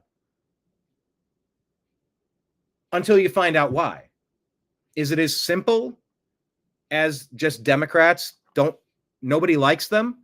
They have like a 17% approval rating. So they have to import people, get them hooked on free money, your money, stealing from you to get people from the third world hooked on your money. So they'll vote Democrat forever, and now your nation is just a absolute disaster forever, and you've lost your nation? Is that why? Is it because the birth rate is so low? The Ponzi scheme can't continue? It's just economic? What are we talking about here? Is it just to traffic these hundreds of thousands of missing children? Is it just satanic pedophilia? Is it just like the most evil shit you could imagine? Is it like a little bit of this, a little bit of that? It's all of these things together? I don't know. But we can't get to the right answer until we know the why, the exact why. The only way you get to why is putting the right people in charge and they're asking the right questions. Anyway, I digress. Elon is a threat to our hypocrisy. Elon is a threat to our bureaucracy. What's this story? It wouldn't even load. See the post? Oh, okay. Yeah. In South Carolina, Breitbart is reporting, South Carolina, 6 illegal immigrant invaders charged with murdering a woman. How dare they? I'm not going to get into the details today, but 6 illegal migrants in South Carolina charged with murdering an American.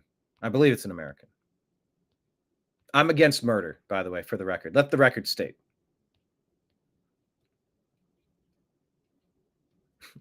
If I believe it all, you're taking debate, deplane. What is that from?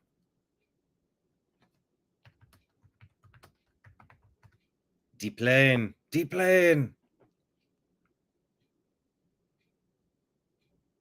Looks like I picked the wrong week to quit sniffing glue. Was it from Airplane?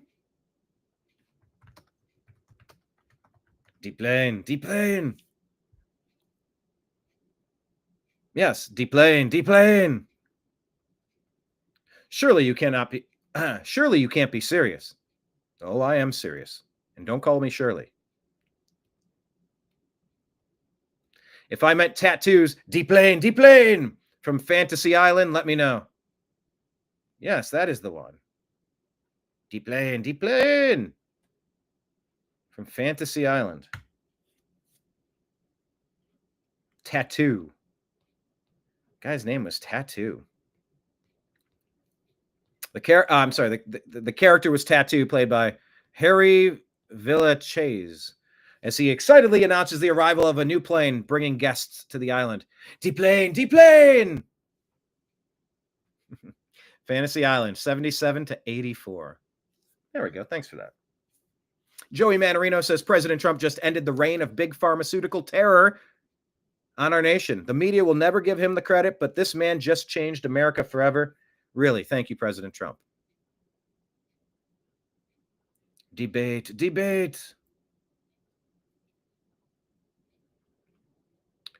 Representative Marjorie Taylor Greene says today would be a great day to take the COVID vaccine off the childhood vaccine schedule. It has been left on for far too long, and parents are furious that it's still being forced on their children. Secretary Kennedy, not every member of Congress is controlled by big pharma. This would be a good day to take that off the childhood schedule.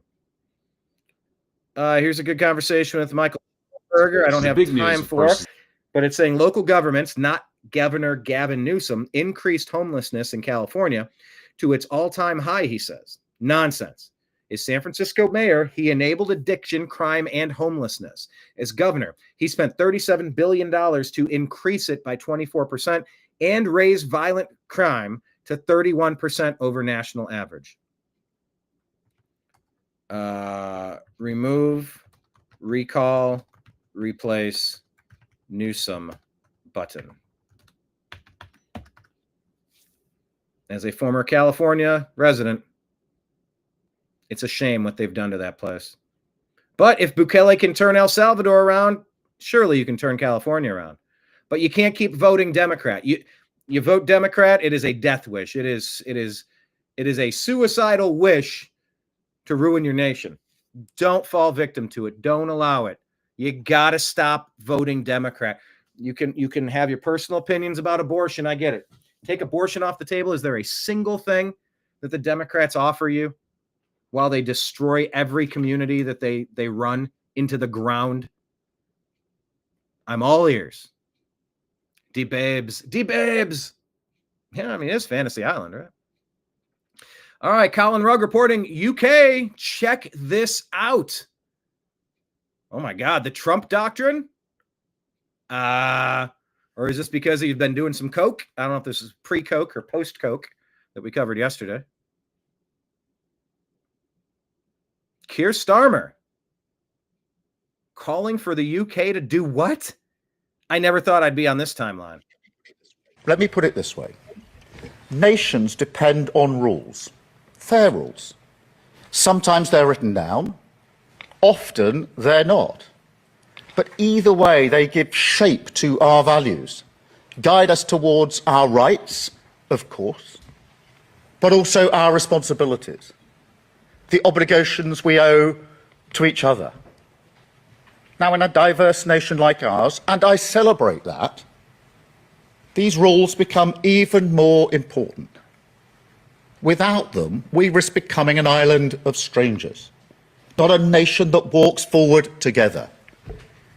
So when you have an immigration system that seems almost designed to permit abuse, that encourages some businesses to bring in lower paid workers rather than invest in our young people, or simply one that is sold by politicians to the British people on an entirely false premise, then you're not championing growth, you're not championing justice, or however else people defend the status quo.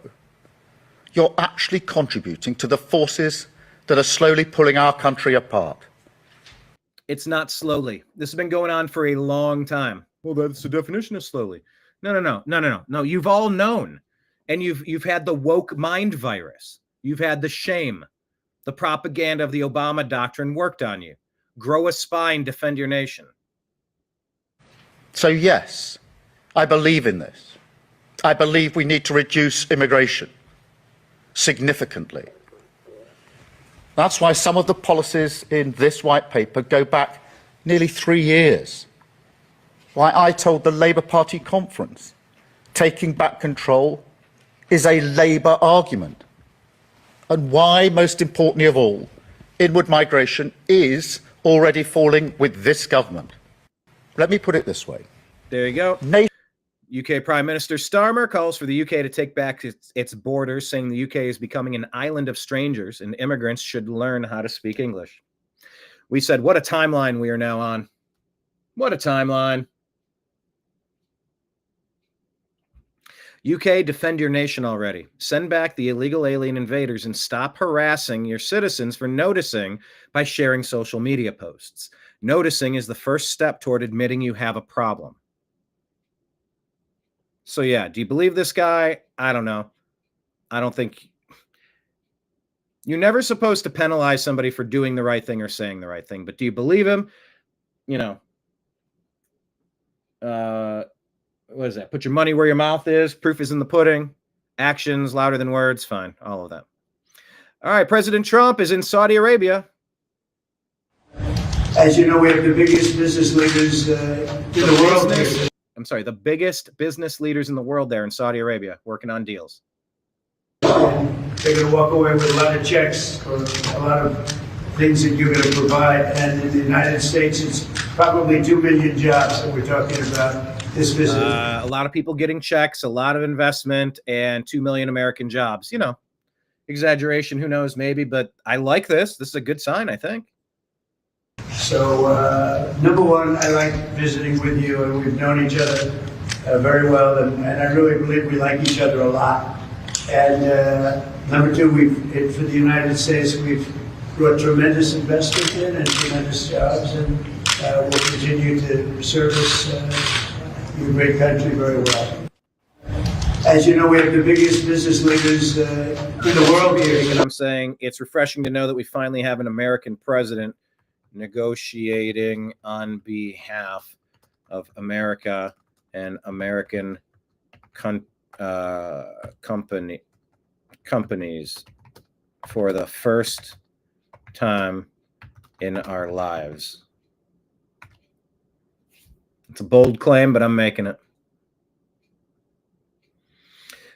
Wyatt here says, here's just your daily reminder that our GOP holding full power of Congress hasn't done shit to further the America First agenda. Fair point. I'm not going to take the black pill, but that's a fair criticism. My response, replace GOP. Oh, I didn't spell that right, or it auto-incorrected me. Replace GOP members with MAGA members already. MAGA is different than GOP. MAGA is what you want. GOP,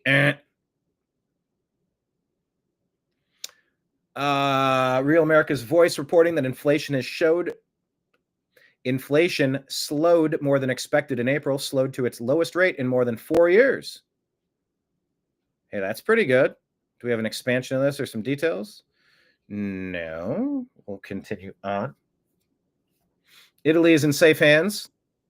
I don't know how to say it, but Giorgia Meloni says we will defend our identity. We will defend God, the homeland, and our family.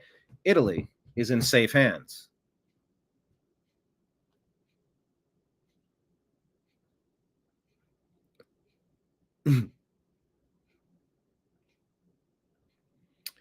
Biden-Harris senior staffer supports taking land away from white South Africans who could go back to Germany, not the USA. What's this? And part of that is that the people who are native to that land deserve their rightful land back.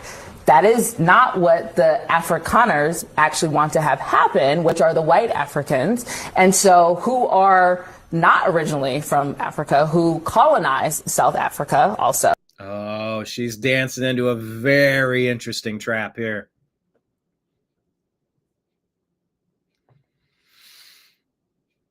Very interesting trap.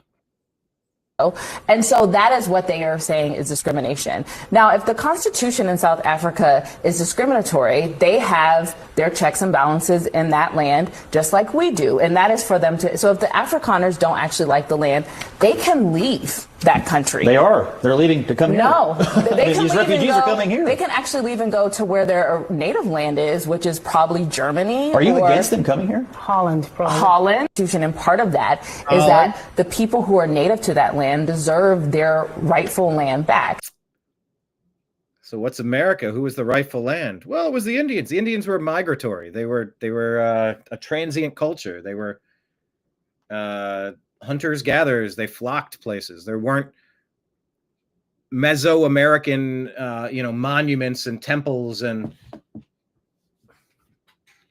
swear, I wonder if I got a mosquito in here. I feel like I'm kind of getting bit. I wish I could see. I don't know. Anyway, she waltzes into a very strange trap here. Talk about Europe. Talk about repelling people and keeping your homeland. It's a very convenient argument for this particular moment in time. But she's just really exposed the problem with this Obama doctrine of colonization. flooding all the sovereign nations with people from South America, Central America, Middle East, Africa, and parts unknown. China.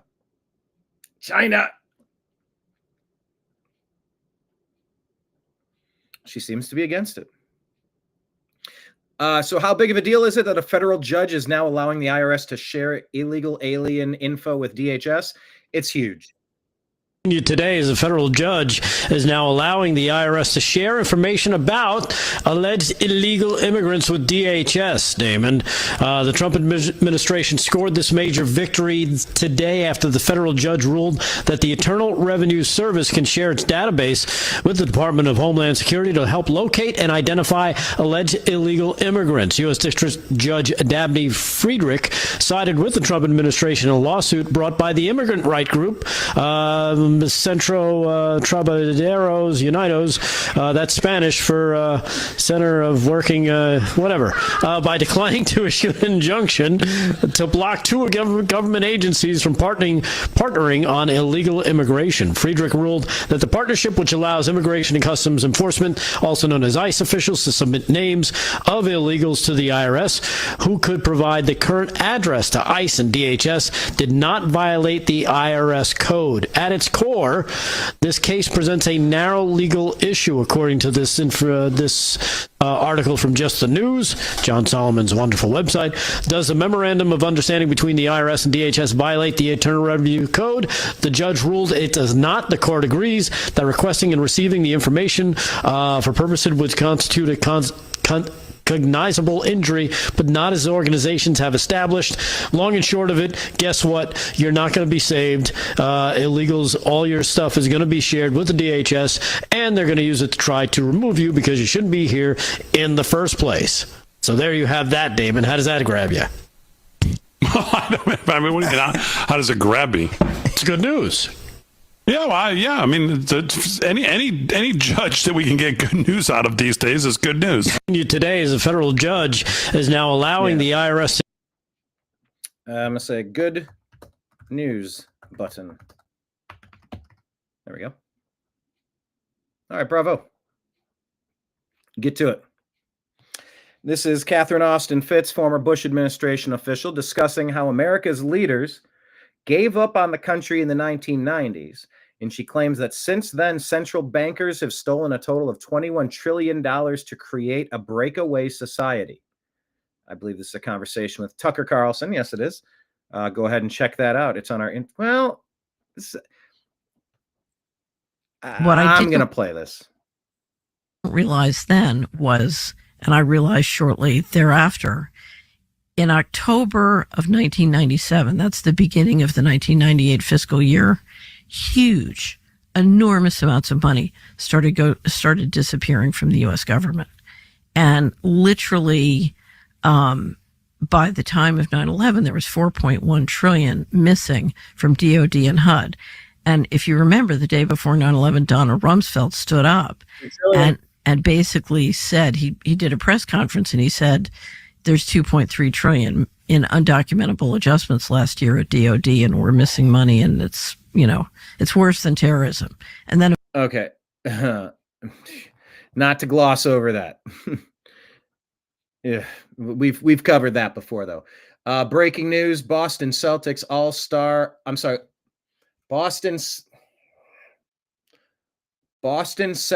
All-NBA star Jason Tatum just underwent surgery to repair a torn right Achilles tendon. Hate to see it. I hate to see injuries like this. And it's unfortunately plaguing the Cleveland Cavaliers. My understanding is that all of the Cavaliers are healthy to play. We'll see how that shakes out today. But yeah, this is a wide open opportunity for the Cleveland Cavaliers to go win their second NBA championship. I would love to win one without LeBron James, just all the baggage that was. It was great times indeed and appreciated, and first Cleveland title I've ever celebrated in my lifetime. But it'd be great to win with this squad and win it this year. The defending champion Celtics lose their number one player. So I have no love for the Celtics. Kelly Olynyk intentionally injured Kevin Love, which may have cost us the 2015 NBA championship. Glenn Big Baby Davis intentionally injured Shaquille O'Neal when he played with Cleveland and LeBron James on the first run. We had the best record in the NBA, and we should have won that title. But they injured Shaq, and our whole offense, our defense, our offense, our whole plan for the whole year ruined because he broke his thumb or busted his hand or his finger or something. He broke a finger on, just reached over, grabbed it, and snapped it. So I have no love for the Celtics, but I do hate to see that. So that's some breaking news right there. Back to Catherine Austin Fitz about Rumsfeld and what happened when the money started disappearing. And of course, I was working with a reporter on a huge story that would have published that Friday after 9/11 about the missing money. We'd been working on it for over a year, and she'd done 9 stories. I'd helped her do 9 stories because we were trying to get the General Accounting Office, now they call it the General Accountability Office, but we were trying to get both Congress and the GAO to do something about it and to try and stop it. And anyway, as you know. Yeah, priorities changed. Right. For reasons that we still don't understand. And I understand. Yeah. Well, well, I don't think the average person, I think, sort of thinks, well, maybe there were 19 guys from but here's Saudi or something. I call the Patriot Act the Control and Concentration of Cash Flow Act. Because one of the things that happened after 9/11, if you look at the history of the black budget and sort of secret financing that the government uses for secret and classified projects, that pot of money had grown and grown and grown, and it had become very dysfunctional to get that money. Mortgage fraud, I believe, was one of the biggest sources, and that's why what I was doing sort of went into the heart of the problem. But the Patriot Act and that whole process was very successful at moving a lot more money onto the budget. In other words, it made it much easier to get enormous amounts of money for the national security state as a result of what happened. Now, whenever you do an operation like this, you stack functions, so it's only one of many goals. But it was very successful. Boy, it went right over my head. I thought it was all about Muhammad Atta. I had no idea. I know you're laughing. I want to tell you my church story. Wait, hold on. There's so many threads here. Yeah, it's a lot of threads. Yeah, there's a lot of threads. I don't want to let it continue to hang in the air, this question of space. You sort of threw that out parenthetically, but I've never heard that before. So you believe, going back 30 years, that people in the U.S. government and in the finance world wanted money for space. Yeah, it was what I didn't realize then. Anyway, the conversation continues, but that's, we're trying to make sense of how we got here. And 24 years ago, some people did some things, according to Ilhan Omar. Joey Manarino says, call it deportation, call it remigration, call it removal, call it whatever you want. Just get it done. Do you agree or disagree with that?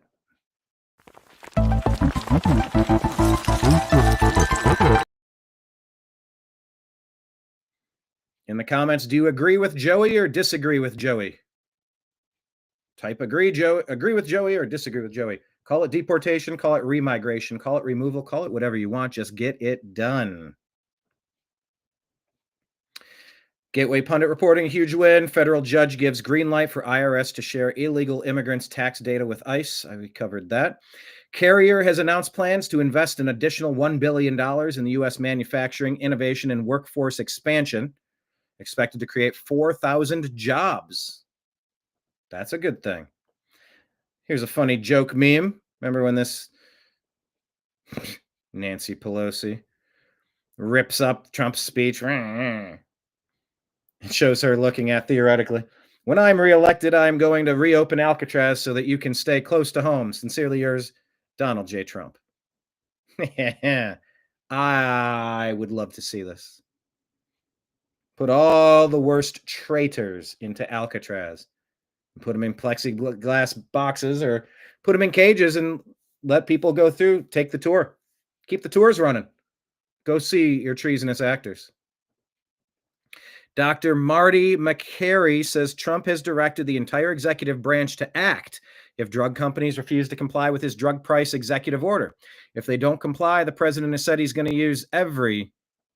Why is this doing this? It's covering up. Every regulatory and policy authority that we have, the FDA can take actions.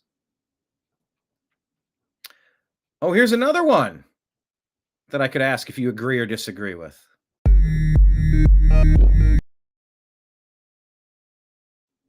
Agree or disagree with this? If a liberal from 1960 showed up in 2025, he'd be considered a conservative. If a liberal from 2025 showed up in 1960, he'd be considered a dangerous lunatic. Agree or disagree with that?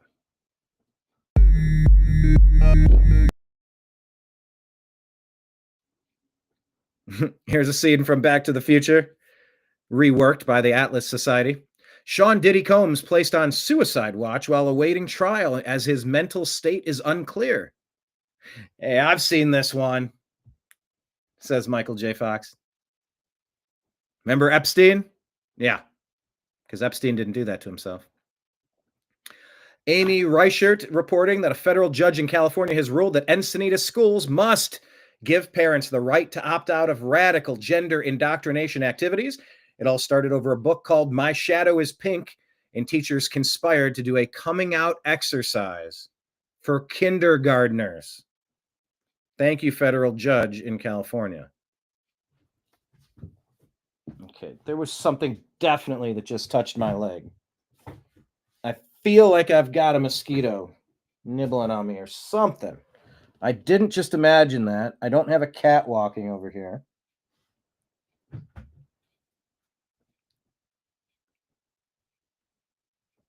Here's President Trump. My preference will always be for peace and partnership whenever those outcomes can be achieved. Always. It's always going to be that way. Only a fool would think otherwise. This is President Trump in Saudi Arabia, I believe. This is from today. In recent years, far too many American presidents have been afflicted with the notion that it's our job to look into the souls of foreign leaders and use U.S. policy to dispense justice for their sins. They loved using our very powerful military, and now it's really the most powerful it's ever been. We just are getting a budget approved, $1 trillion, highest budget we've ever had in history for military, $1 trillion. I don't know that I like that. But then again, it's peace through strength. It's reminding everybody, hold on. When we talk, you damn well better listen. We got the biggest stockpile you've ever imagined. All right, so that's why I've acquiesced, and I'm okay with this expenditure in year one. I'd like to see a reduction, a significant reduction in year two.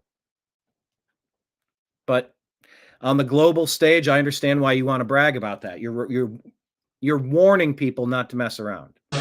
And we're getting the greatest missiles, the greatest weapons. And, you know, I hate to do it, but you have to do it because we believe in peace through strength. You have to have the strength, otherwise bad things could happen. But hopefully we'll never have to use any of those weapons. Seems to be an awfully big waste of money if you're never going to use them, but hopefully we'll never have to use them because the destructive power of some of those weapons are like nobody's seen before. I believe it is God's job to sit in judgment, my job to defend America and to promote the fundamental interest of stability, prosperity, and peace. That's what I really want to do. I will never hesitate to wield American power if it's necessary to defend the United States or to help defend our allies. My preference will always be for peace. I believe it's God's job to sit in judgment. My job is to defend America, promoting the fundamental interests of stability, prosperity, and peace.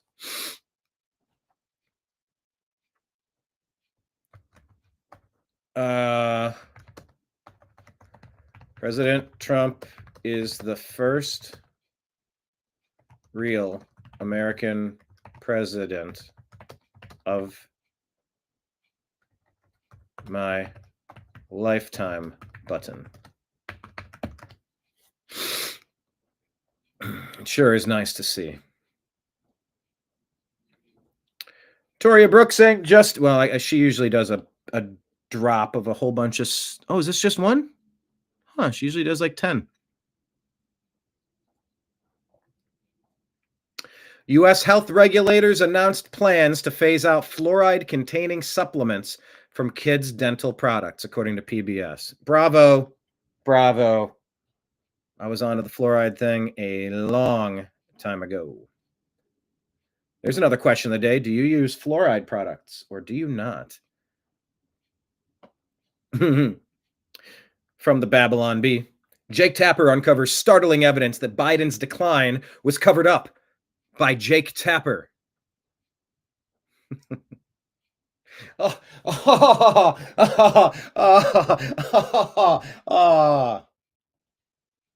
Even Elon thinks that one's good.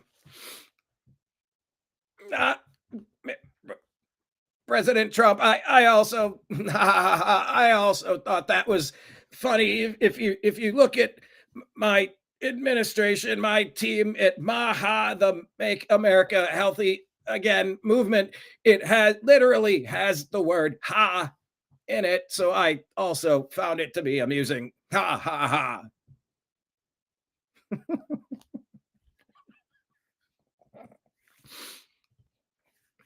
I think I'm going to use that. Maybe I'll go on stage and I'll do that. I'll use the thing about Maha. I got to write it down so I don't forget it.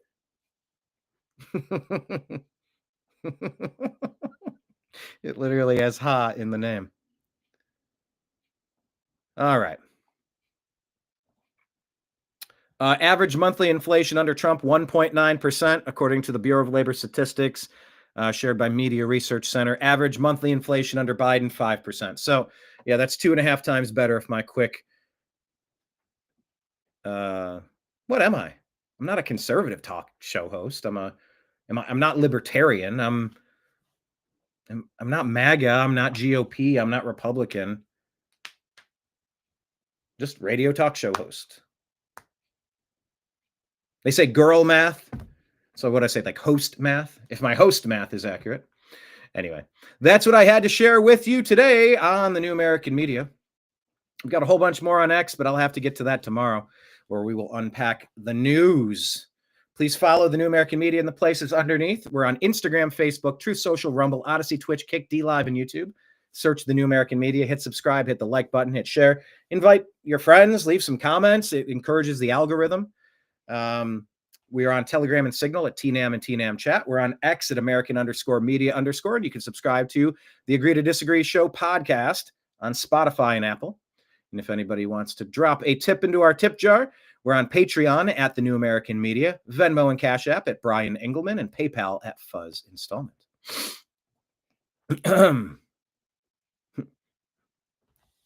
I am pleased to announce that I've partnered with Ricola for a new brand of RFK Jr. throat lozenges.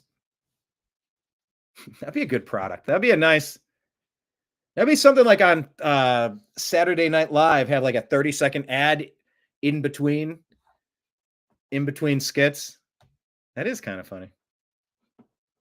Anyway, all right, that's what I had prepared for you. I appreciate each and every one of you for joining me on the TNAM Daily Show. Yeah, I'm kind of tweaking the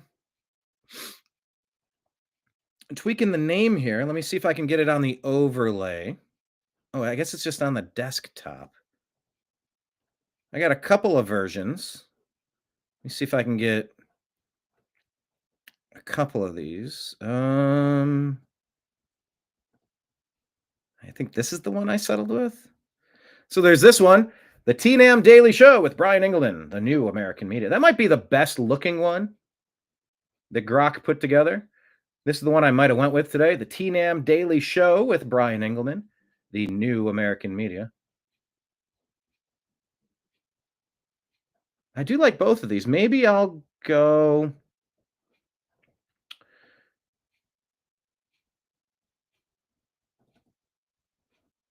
Maybe that's the one I like.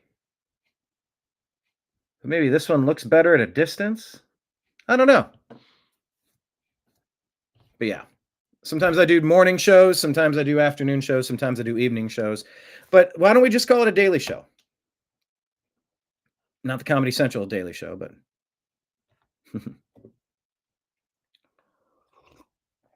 Kenneth, why are you saying TNAM is brought to you by Red Bull? Do I feel like I'm jazzed up today? I've been drinking coffee. I've been drinking, I don't know the country of origin. I had to grind the beans, though. Like that. Also, I'm on a time crunch because I had to, I took 3 hours out of my day to handle a lot of stuff in the yard that needed to be handled. Probably double the amount of time it normally takes. I can knock everything out like the regular lawn and stuff in about an hour 20, hour and a half. But today I really went through and did a bunch of edging and weeding and trimming and sidewalks, driveway, neighbor's yard, and reshaping. And I had to do it because of the rain. And I'm kidding. I kid you not. As soon as the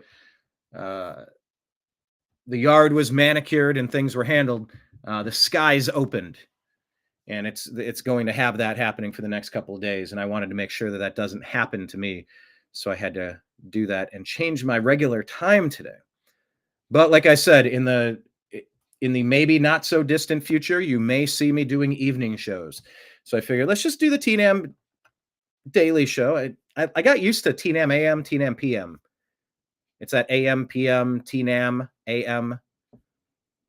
It's got a nice ring to it, but if I just go with the TNAM Daily Show, it can happen at any time.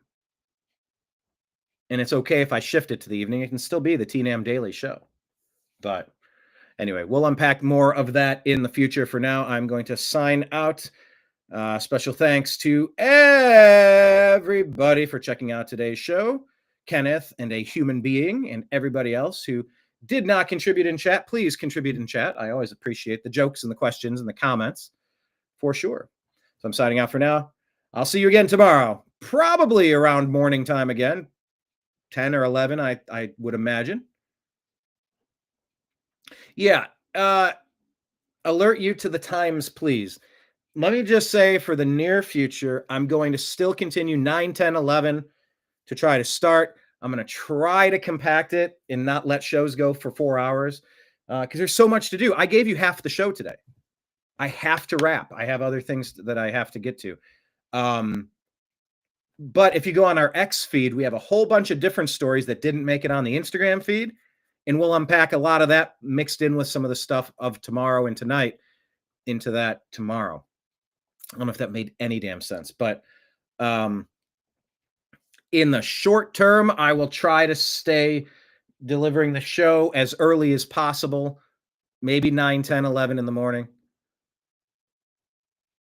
But yes, I'll let you know if it moves into the evenings, because it might move into the evenings based on schedule, but we shall see. We shall see. All right. Set a timer. I know. Just that some days there's so much to unpack.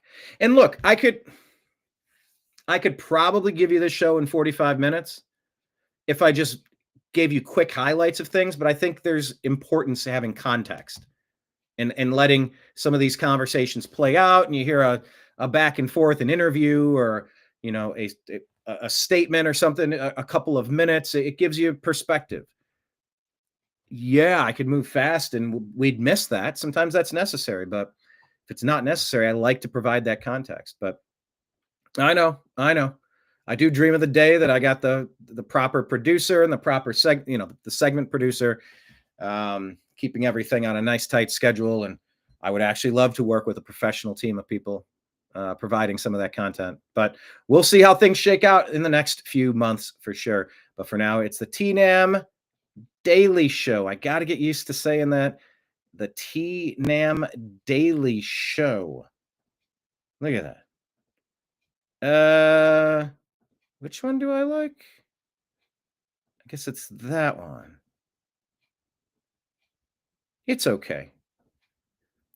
It took me a while to have Grok create this for me.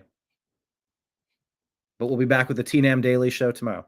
Until then, I appreciate you. I love you. And we'll talk to you again soon. Take care. Peace. Sponsored by Red Bull. Actually, it's not sponsored by Red Bull. That could be a little dangerous for your health if it taken too much. Thank you for your time. Signing out. Robert F. Kennedy Jr. Goodbye.